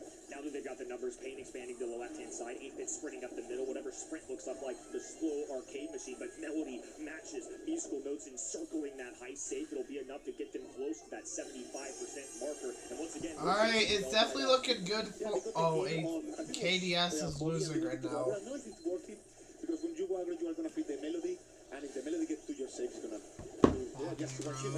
Okay, Sands is just going for it. Sands occupying space in the middle alongside Bobby as Patchy places down a turret. Tacos can't break the walls on that left-hand side. That's part of the benefit of the Indestructible. I'm sure that's why KDS have enjoyed using this brawler in particular. This is a little bit trickier, especially when you obtain middle control for them to get a takedown on it. Yeah, they need to swap lanes as soon as possible. Stamina right, they need the berry on the penny lane. Now it's going to come a lot of damage. Sands has still full HP, 3 notes on. And if he managed to survive a bit, he's going to do insane amount of damage on safe. Oh, and a nice takedown on Colt. Payne still hasn't been able to really focus down that penny turret. In fact, that ice cream splatter just short of the mark. So 6,800 still remaining. SCMN have to be the final ones to strike with 10 seconds on the clock. They do have a very hypercharge. One Carlos there to back him up. Oh, what a takedown just in the nick of time. This could save KDS. Bro! Sands can sprint up the middle of this map, encircling that high safe with what a comeback. Noise. Beautifully done by KDS. That one kill made all the difference. Yeah, that was all about that kill. Maybe he was a bit low to go. Maybe he should have healed up 1 or 2 ticks with his ice cream and then go. But I guess he understood that he was going run out of time, so he had to go. And there was a really good kill from KDS to get the win. Feels like a very even match. And this Berry pick making a little more sense now. Now that I see a penny turret down on the map, as you pointed out, Berry has to be laning that. So look what they do. Payne are actually immediately going to that left-hand side, because if they do establish a penny turret, he can just throw down a few ice cream cones, immediately take that down. So Penny is significantly less valuable. Her turret is the best part about her. Yeah, I think they need to chill a bit more. Stamina and KDS. KDS too, actually. If they come, Sands will feed. So and they don't, I think Patchy will. Maybe they will trust that Patchy will do some damage on the safe with the turret. But okay, good start from Patchy. Stamina to wait a bit. A little patience, but now that they've got a lot of damage, KDS being stuffed in spawn. Juan Carlos a little over-aggressive, so now the numbers sway towards KDS. Penny turret on the ground, but as we're seeing here, Berry, just a couple shots. We'll get a little bit of incendiary damage from the Penny turret. Now Salty Barrel going down for a little extra protection. Sands trying to pop a shield of his own. Good from Sands, good from Sands. So close, but not quite 75%. Yeah, I mean, I think Stamina is just not being patient at all. And Patchy is, especially Patchy is punching a lot of aggression, right? Not only that he's making out of space, but he's kind of doing some damage on the safe, getting some kills, and it's looking really good for the KDS at this point. But now Payne just sprinting down this left-hand lane. Patchy forced to back away with low health points, and Bobby receiving a lot of heavy fire. Otis is a defensive brawler, can be a flexible lane, but into something like an 8-bit in a Colt just won't match. Yeah, I mean, Sands just need to wait for the opportunity to jump in. Payne is doing a lot of damage on the safe, making a lot of time. I don't know if they're going to be able to take him out. Sands wait all the super on Payne. He got a new one. He's going to go later. But 1 shield and a few percentage of difference. That few percentage is going to be really important. Now, Stamina just is setting up the defending. And they need to try to hold for 30. Oh, wow. KDS trying to erase this large lead coming out of STMN, and now it is equally matched. Good from KDS. Ooh, okay, they're in the lead right now. Fat splatter hits the ground. One Carlos. Oh, double tap there. Patchy gets a hypercharge on the ground, and Payne has to multitask. He has to choose this heist turret, or he has to go for the brawler, prioritizing the allows KDS to take the middle. Thankfully for them, STMN have grabbed some 13, kills. Red 12, roster has to hold 11, on this heist 10. Otherwise, it's going to be a KDS round, 24%. So KDS have expanded. Watch out for a super coming out of Sands. It is just enough to take down to the other end. Once again, KDS with some beautiful heist math. What a game! A lot of math going down there. Those little interactions really start to add up. Yeah, I think KDS control played really good every stage of the game, right? When the game was controlled, they were freezing really good. When the game was chaotic, that Melody was doing the move. And yeah, I think Stamina didn't know where his job was in the game too much. They tried, their playstyle and didn't work. They tried over and over. I think they should have realized that feeding Sands was not the best. Even if you need to stay 2 minutes and that was 20 only seconds, the not first doing game. it, and then you go the last 10 was going to be worth it. But yeah, they couldn't. Penny turret doing a really good job. Today, Patchy's really stood out to me for this team. I feel like he's hitting a lot of shots just in general. That was something I noticed in match number 1. And in this case, you talked about it in the beginning, but they got the 3 brawlers they've played the most.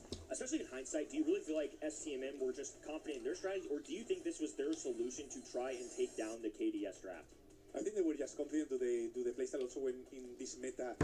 Bro, these 3 that was not a match. That was. So you can't really waste the.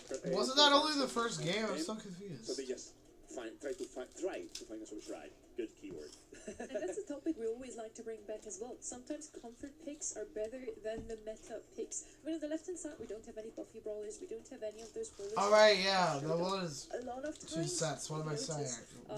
in the general meta, but for those guys, those are just the brawlers that they love to play. I'm just gonna go bathroom. I'll be right back. That's something we've seen last year from KDS, like this roster, playing for a different org last year as well.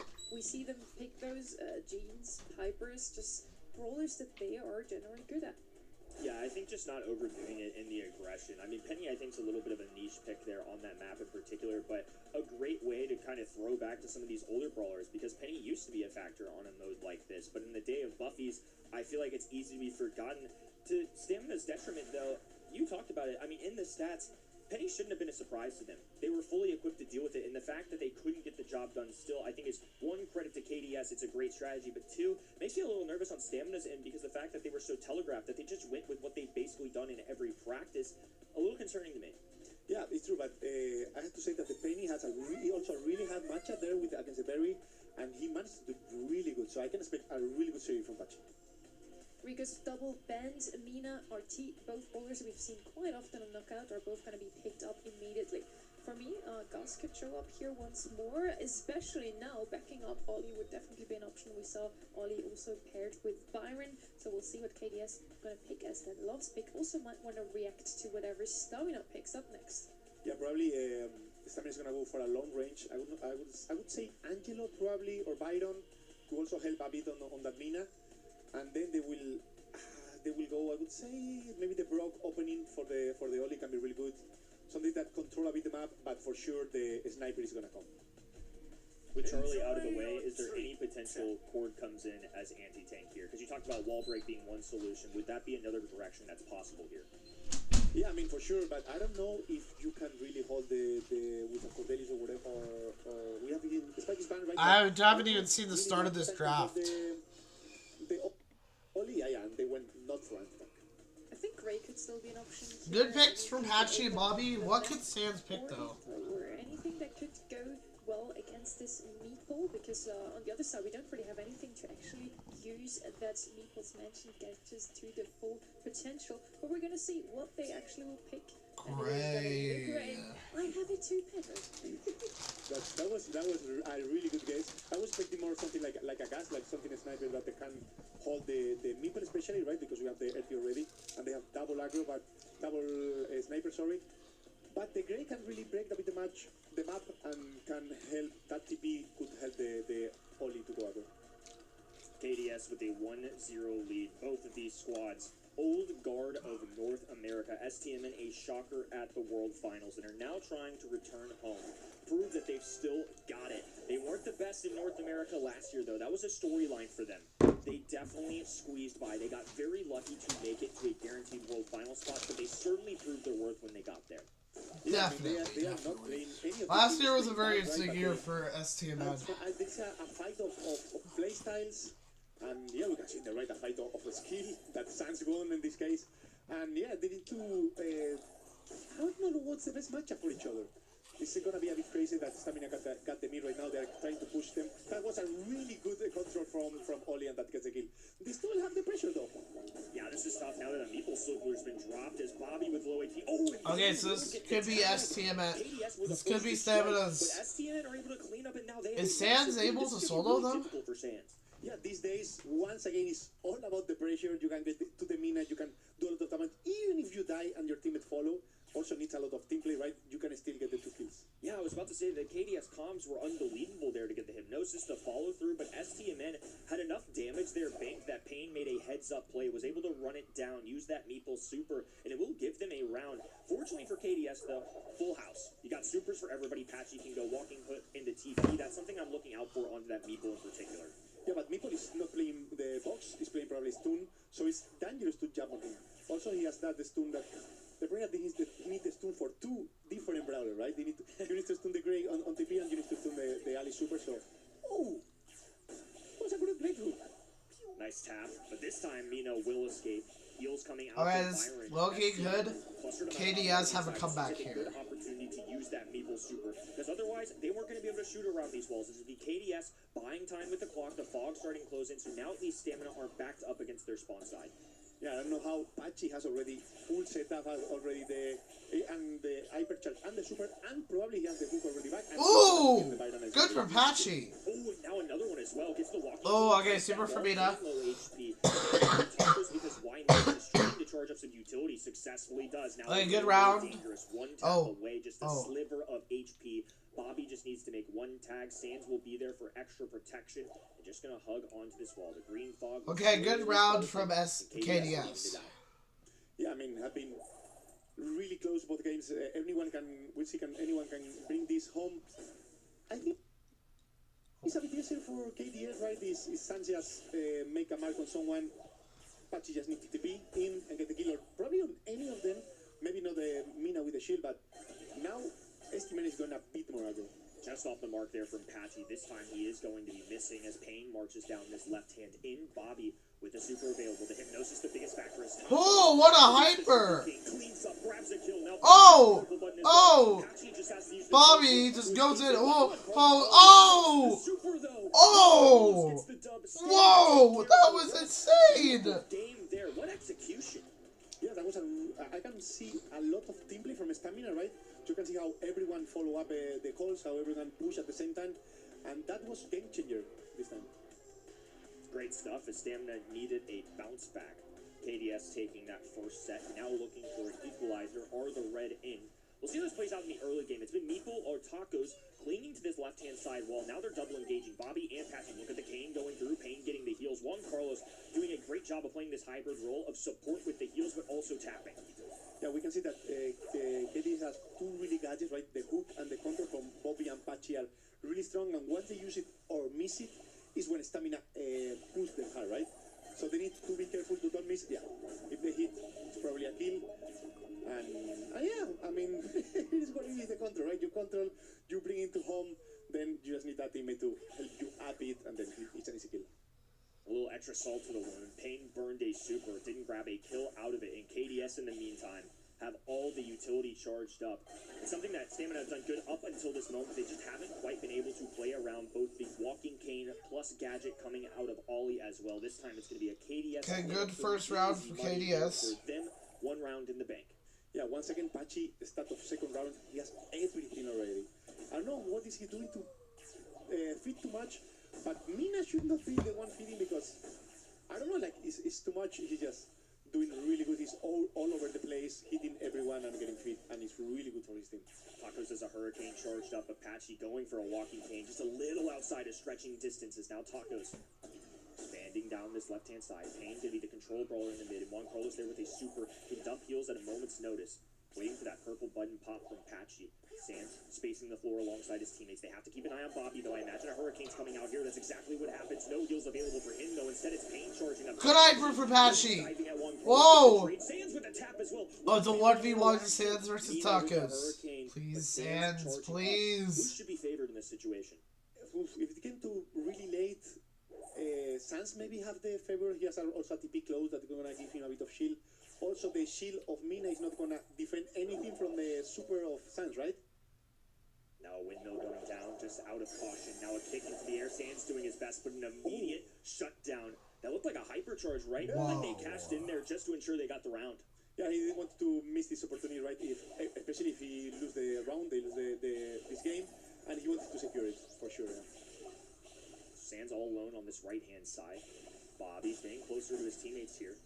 Up and down, waiting for any opportunity to strike. Stamina has done a good job of not isolating themselves. They don't want to be alone because otherwise it's a walking cane or hypnotized combo. This time, though, it's Payne caught lacking. Once again, though, Juan Carlos immediately responds with the heals. Payne has a complete chance of staying alive in that moment. Now Pachi have super, Sans have hypercharge.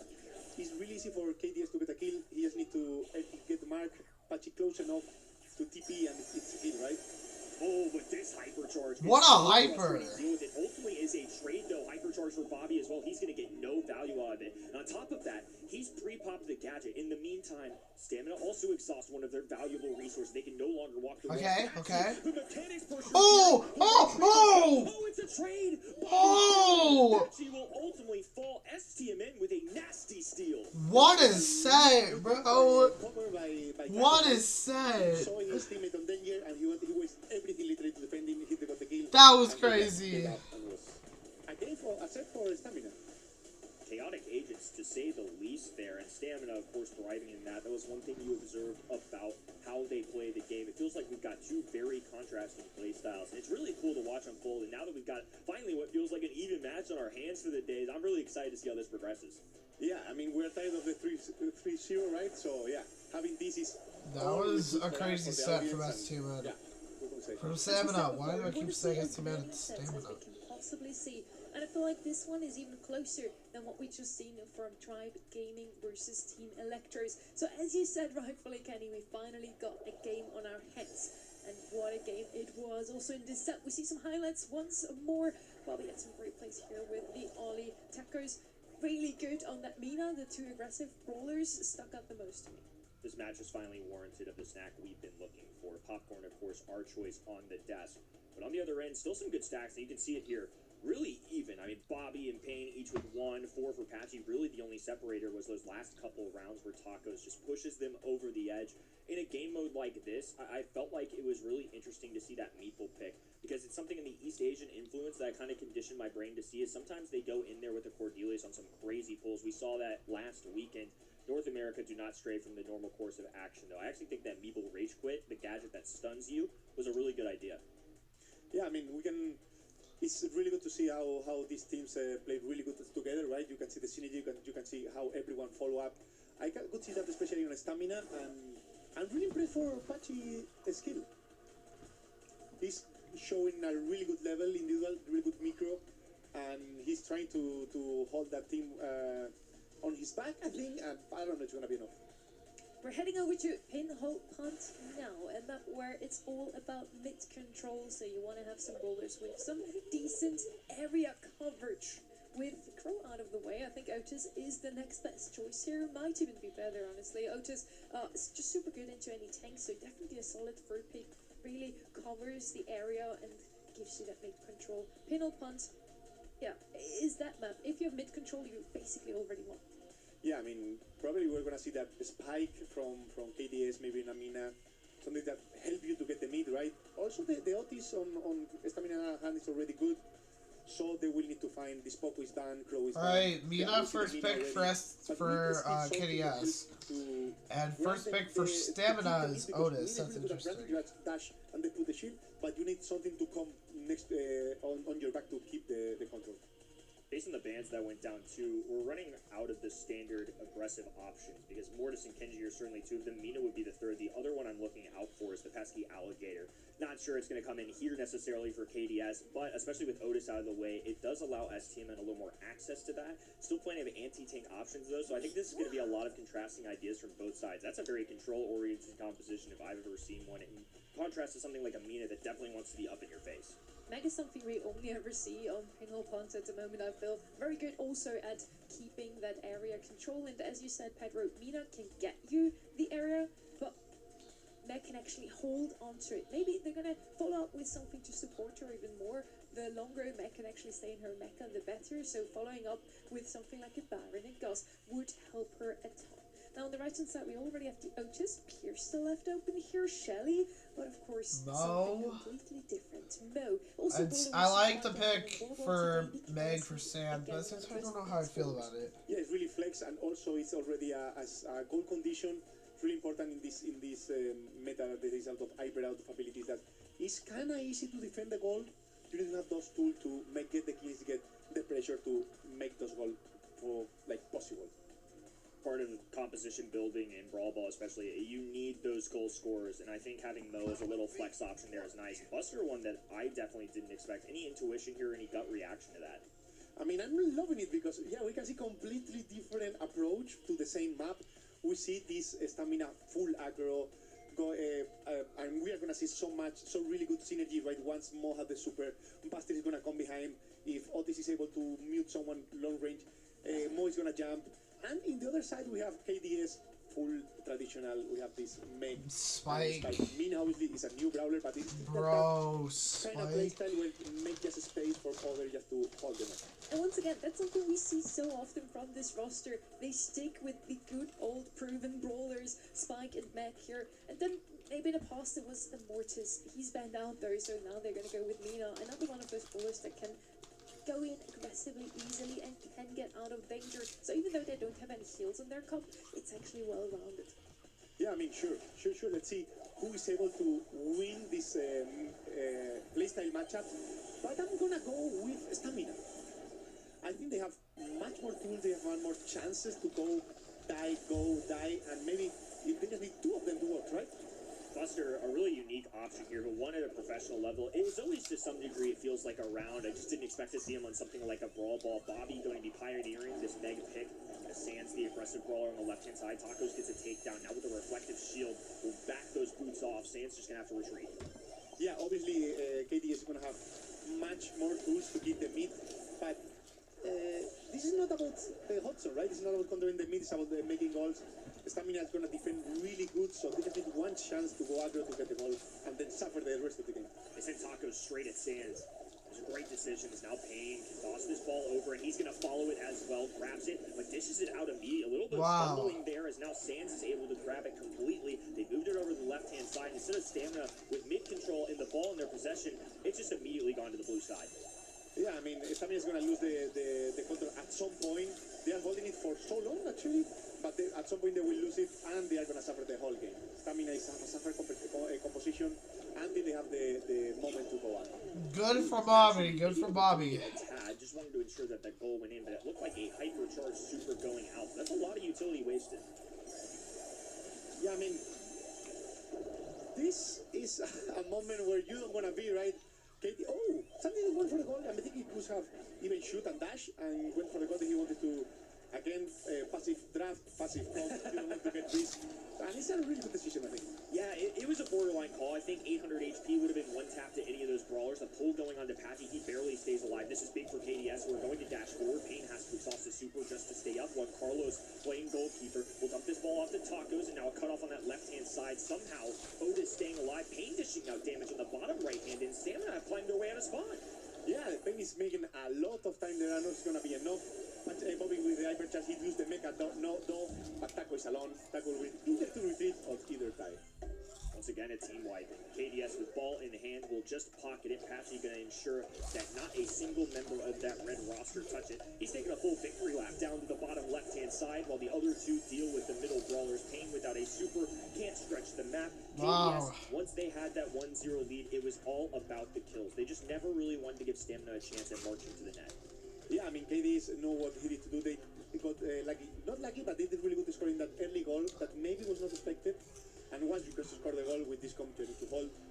So I think Stamina need to try to cut at least the control of the ball. Sometimes if you can suffer, but if the ball is on your corner or wherever, you can do that time to find your opportunity, your chance and your opportunity. And if KDS has the control of the mid, at the start he had the control of the ball, no? So it's really hard for Stamina to do this. Last time it was an even fight off the early game, even borderline STM, and right now it is all KDS. 2v2 situation as Tacos will be forced to use a super. Bobby pops out of the mech. Who can get to the ball first? It is Bobby. He clings onto it and is able to waltz on in. So an early lead, this time in less than 30 seconds for the blue side. Yeah, they are doing that. It looks really easy. Buster is suffering so much in this game. I didn't expect him to suffer so much against this team. But, I mean, what can I say? There's a lot of HP, a lot of damage, a lot of aggression, and that's the goal, and that's the set for KDS. And we have the 2-1 on the game already. I'm slowing down on my popcorn eating. This is a tough situation. It was looking so good here. We were finally getting a treat of a match, but KDS making quick work of STMN. This is really starting to play out. The overall, the large eagle's eye view of these teams, it feels like STMN have some unique drafts. They're not afraid to get scrappy with it. But KDS playing the much older style Brawl Stars, that SK Gaming Brawl Ball that you kind of pioneered back in the day, right? I think that's something that casual players and pro players won't necessarily be aligned on. You won't see it with your bad randoms at home. KDS, once they got a lead, trying to force the ball in the net. They are ensuring that STMN never get a chance at it. And once they had a lead, they never let go. Unfortunately for STMN in that game number 2, it was just so dominant from KDS, they were able to shut it down in about 45 seconds. If KDS wins this one, I'm getting super excited just because we're gonna have one team picking some of those good old conventional brawlers versus Team Electors, that new team, fresh ideas, and completely that's such an exciting finals. Still, Stamina, if you win, it's gonna be super nice as well. Yeah, I have to say that KDS is playing this old playstyle, but they are being able to manage against the new ones, right? Against the aggro, against the surprises, and they are playing it really good, and I'm loving this, yeah. I can't believe you stole my popcorn, anyway. Look, you handed me the popcorn, and if I am told to eat on the casting desk, you rest assured, folks at home, I will deliver. I am a solid caster. Say what you want about the man, I can eat. I will say I do. Kenny is pretty cool. I'm sad. Stamina is losing. I don't like this. Okay. Ooh, your predictions. Oh no. We're heading over to Double Swoosh now. Another Double map where we can see Swoosh, some good bro. old classics, Pedro. And we know Sandy Mid is one of those brawlers that we love to see. We might be able to see some Stu here. Gus. Some of these brawlers are just a mainstay. And Sandy comes out of the gate right away. See? I can do it too. Here, take some popcorn. Great call. Thank you. Great call. I deserve that now. I mean, double is good. Sandy's a really good flex, really good pick in the early draft, right? Because it's really good for control. It's good for vision. You can play it as a mid. You can play it as a side. It's really safe pick at the start. And KDS playing safe, don't risking anything. Expected from them. So Sandy being picked up too. Now one of the brawlers that's been a little bit more popular this second weekend in Tara. I think gets shut down. It's a little bit harder to run, but a lot of the times in Pro Brawl Stars, they're going to be using Tara to try and land a pull to steal gems. So as a result, STMN, maybe this was the intention all along, but when Mortis is available, it's hard to pass up on. They take Mortis. Okay, Apache first pick. Sandy, very interesting pick. That's why you're seeing it in combination. Spiker actually double ban on this one, so KDS cannot pick him up here. Otherwise, he would also be one of those good old classics. KDS so far following that topic we talked about. Sandy has always been a super good bowler on a map like this one. Terra as well, Ember maybe. Those are bowlers that we usually see come in on that right-hand side. And Terra's here. It's so we actually can predict that draft because this is the exact same draft we've seen for the last 3 years. Yeah, but actually, it's kind of easy, right? You need to an anti-tank. What anti-tank are open? Spike. What all the anti-tank are open, right? The Spike, Tara, and Shelly. You need Spike is banned, so 50-50. You go for the Tara. It's Ember and Spike are both banned out. Terra's the only logical option. Or you pick something like a Hank like yesterday, you know? Ooh, don't tempt me with a good time now. If we saw a Hank coming out of KDS, that would be wildly different than the type of plays they've made today. Instead of it's a Charlie, I'm assuming this is for the Cocoon into something like a Mortis. They have multiple options, I would say, at a middle brawler. Tara for Vision, now they've got Sandy Sandstorm, and Charlie can safely drop a Cocoon gadget if she needs to hold on to those gems. I'm sure that's the intention. Yeah, I can see a really good left pick as a Janet. It's mid laner. You also are safe against the Cocoon, safe against the Tara.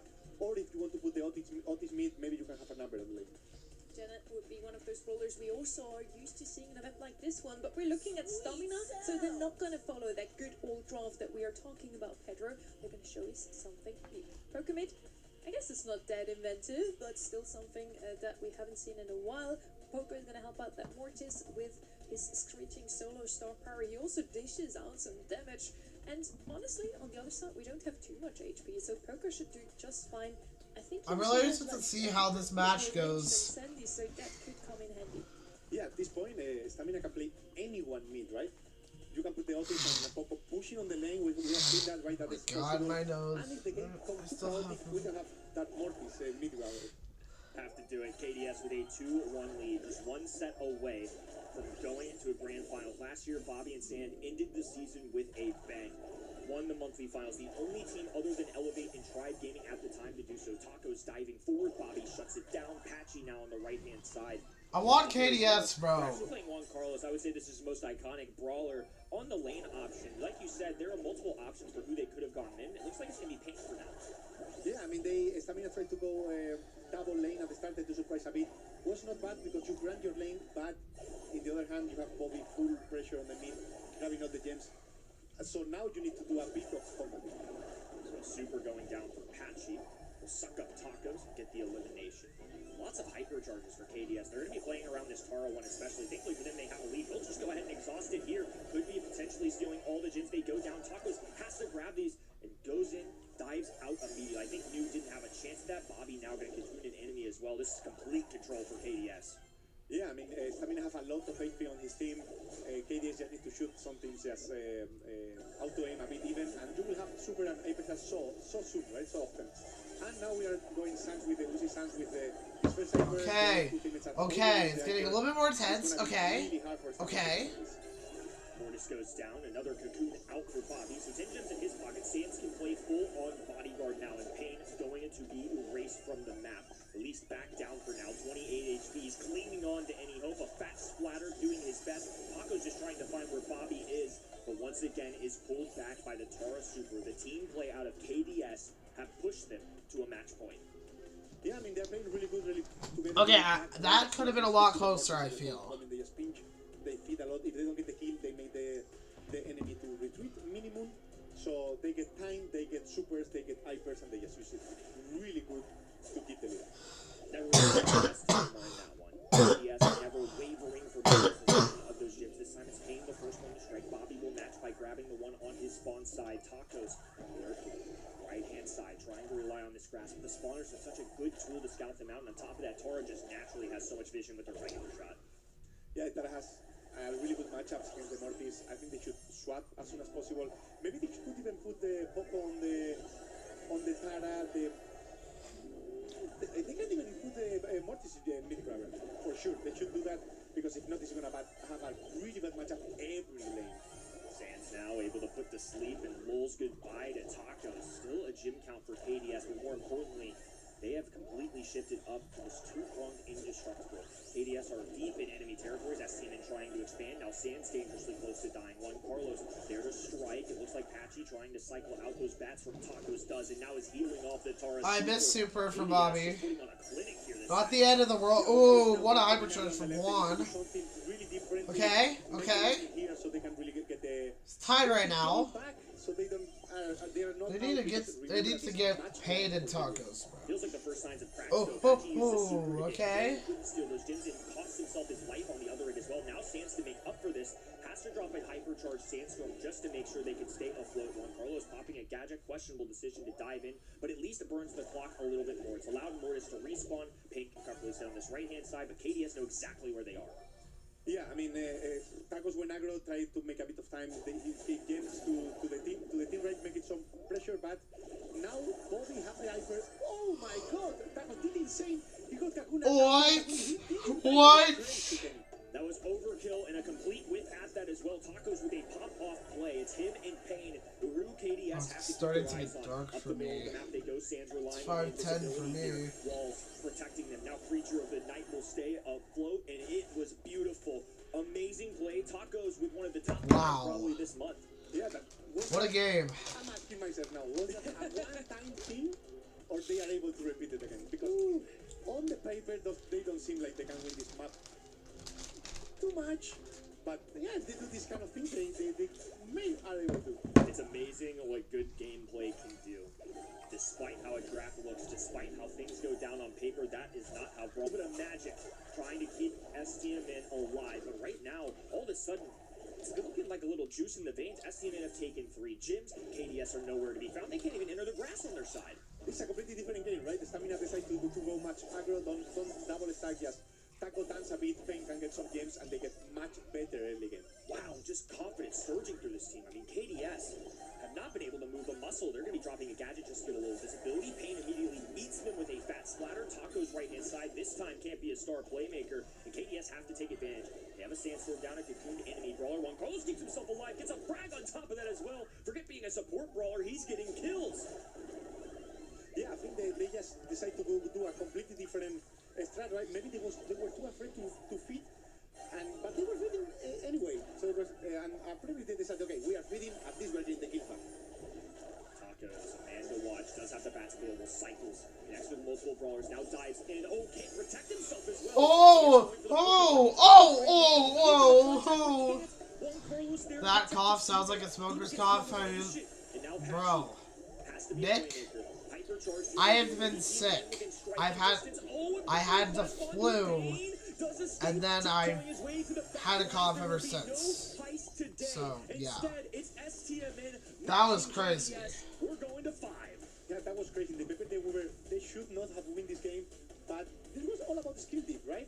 They make this kill, they get these gens back from the enemy, and at the end was, I mean, these 2 games I think was Altis being able to touch 2 hyper charges, not only 1, 2 hyper charges, and the previous game, obviously the Morty was insane.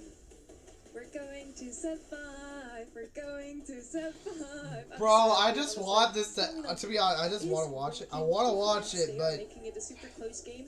I also just want to do other all day things. long, really. KDS already looked like they can walk away out of the semi-final with a 3-1. Moving on into the grand final, but Stamina had something to say against it, Kenny.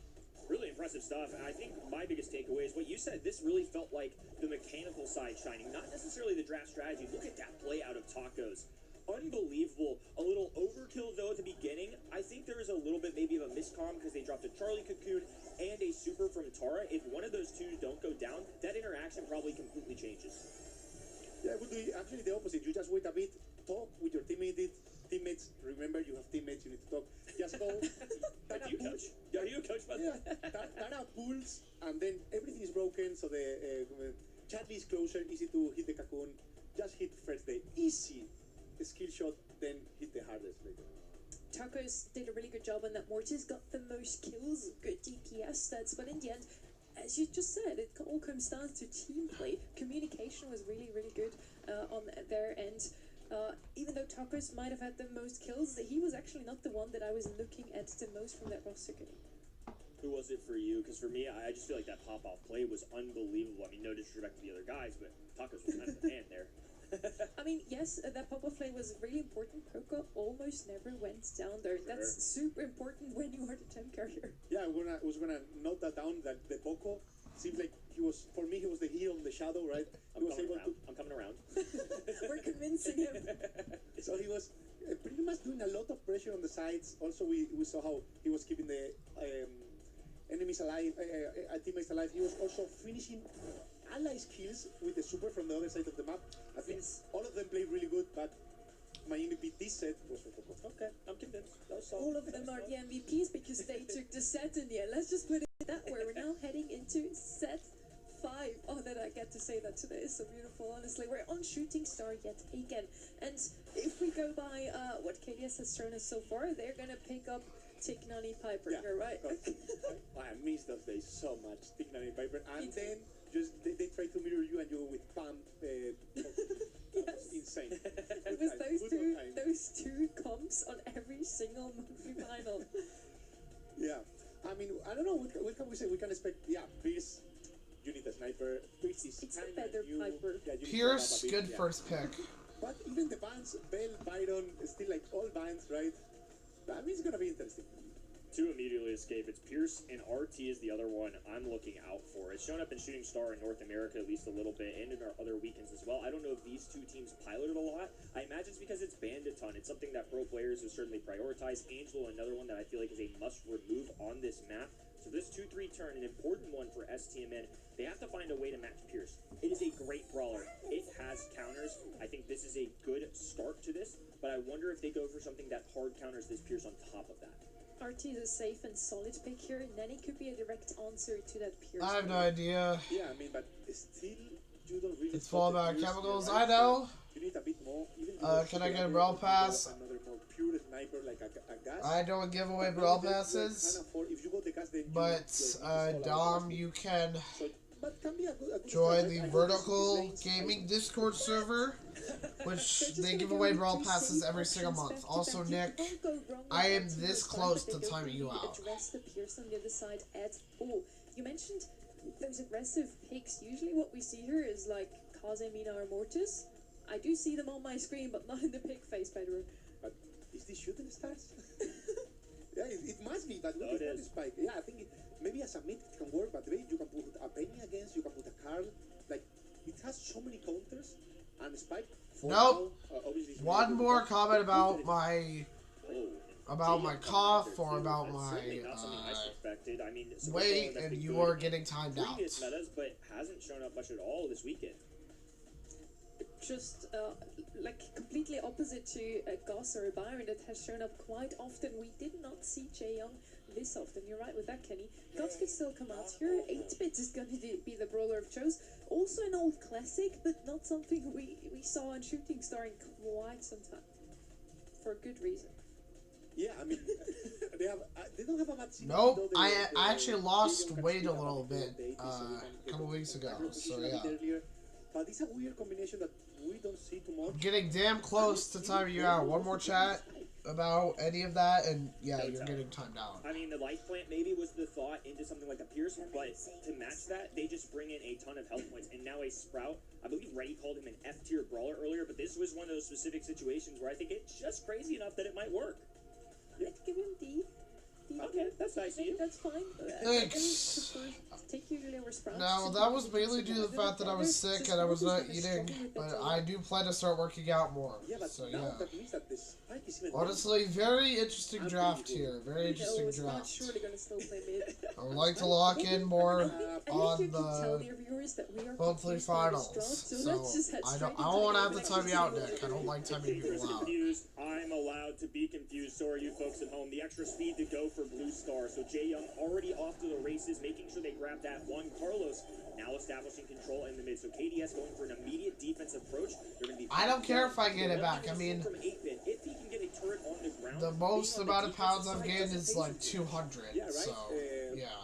They got the blue, now they need to retreat because it's naturally, right, the team that have the... Bro, why haven't I timed Not this the guy lead is out? going to be the one pushing.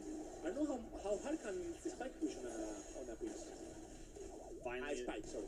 Finally in a set 5 for the day. People at home have been clamoring for it. I know Sunny is every weekend, and she needed one badly. STMN and KDS certainly providing some entertainment. Unique drafts alongside it as well. Juan Carlos rocking this Sprout, something I didn't expect to see. Out of all brawlers that you would utilize to go grab a blue star, Jaeyoung in this current meta Okay, certainly wasn't that so for me.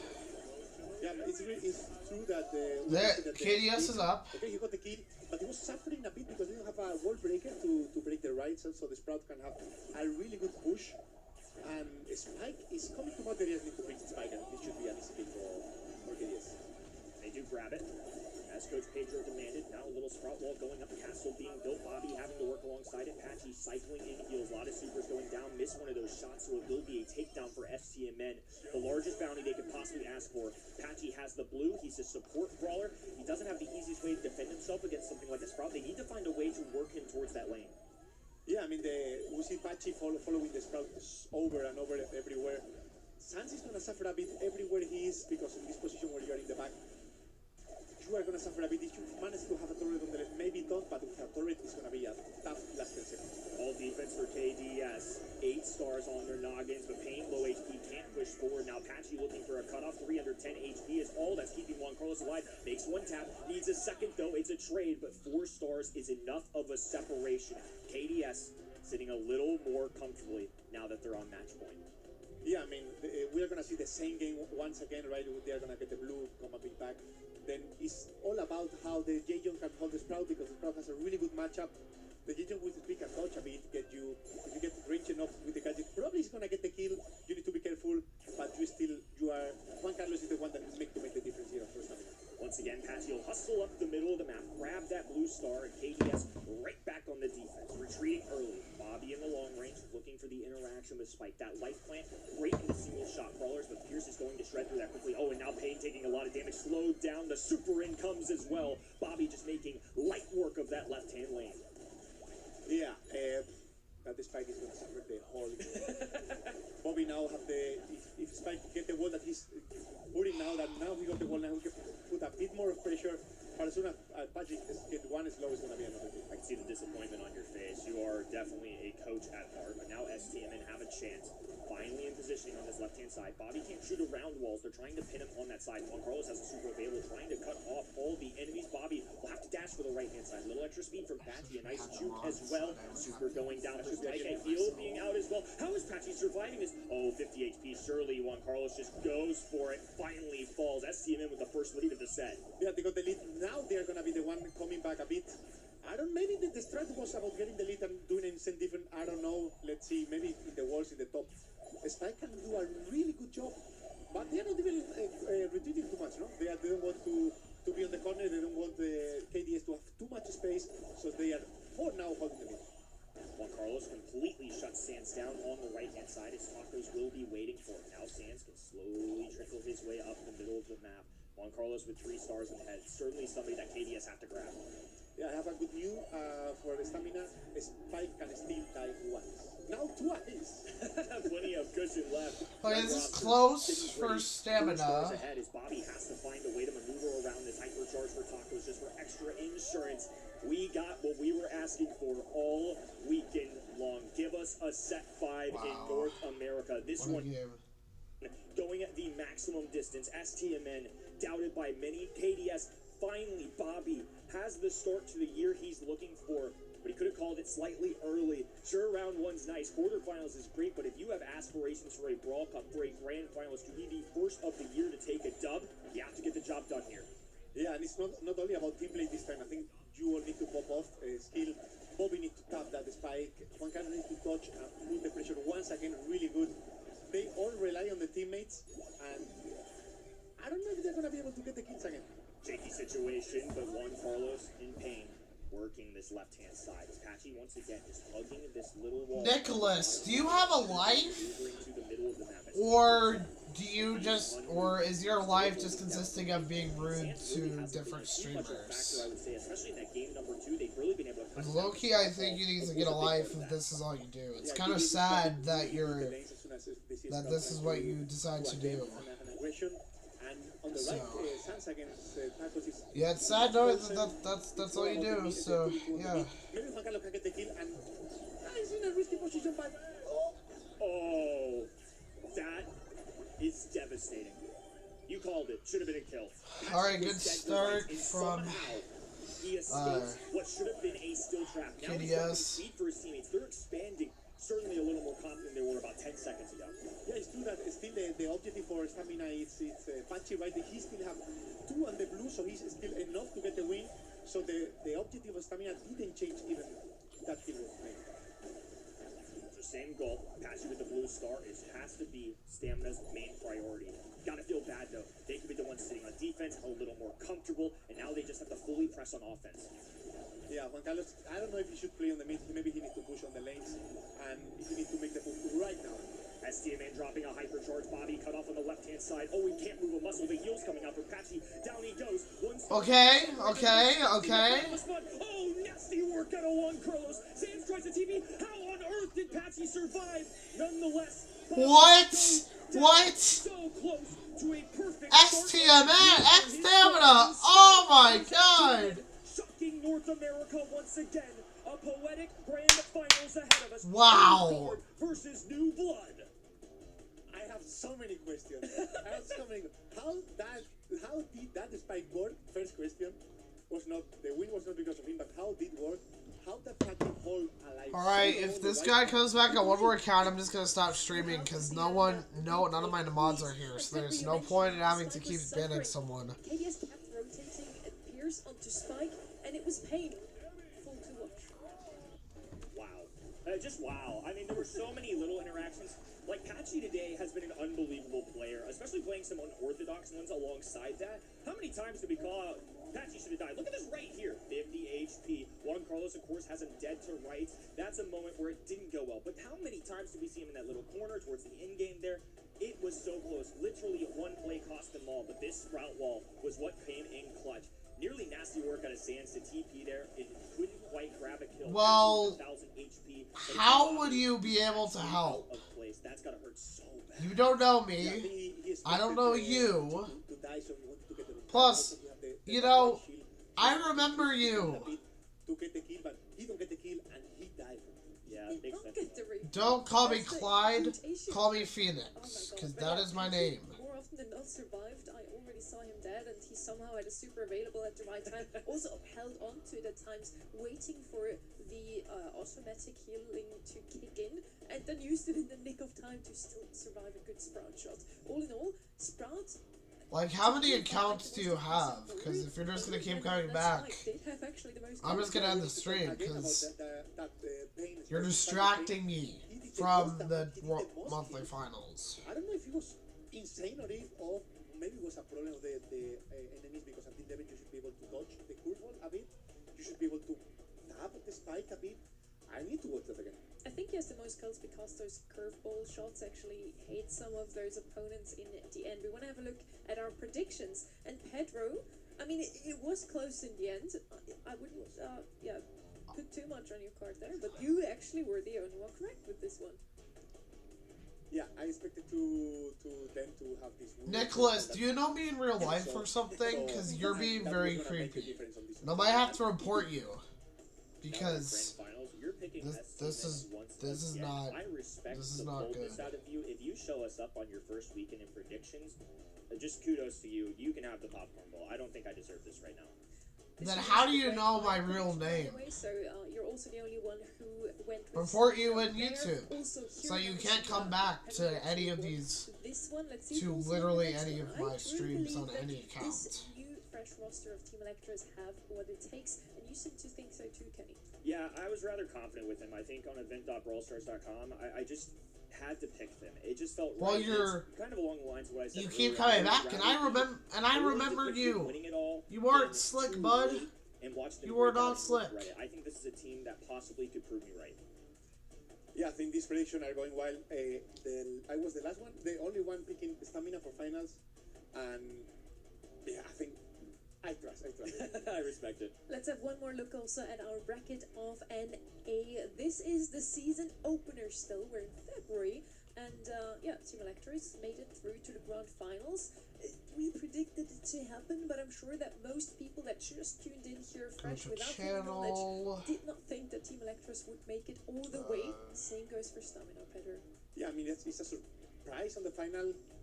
At least for me, in the game selector, these new kids came really strong. They're gonna give everything to win, right? When you have this anger to show, is insane.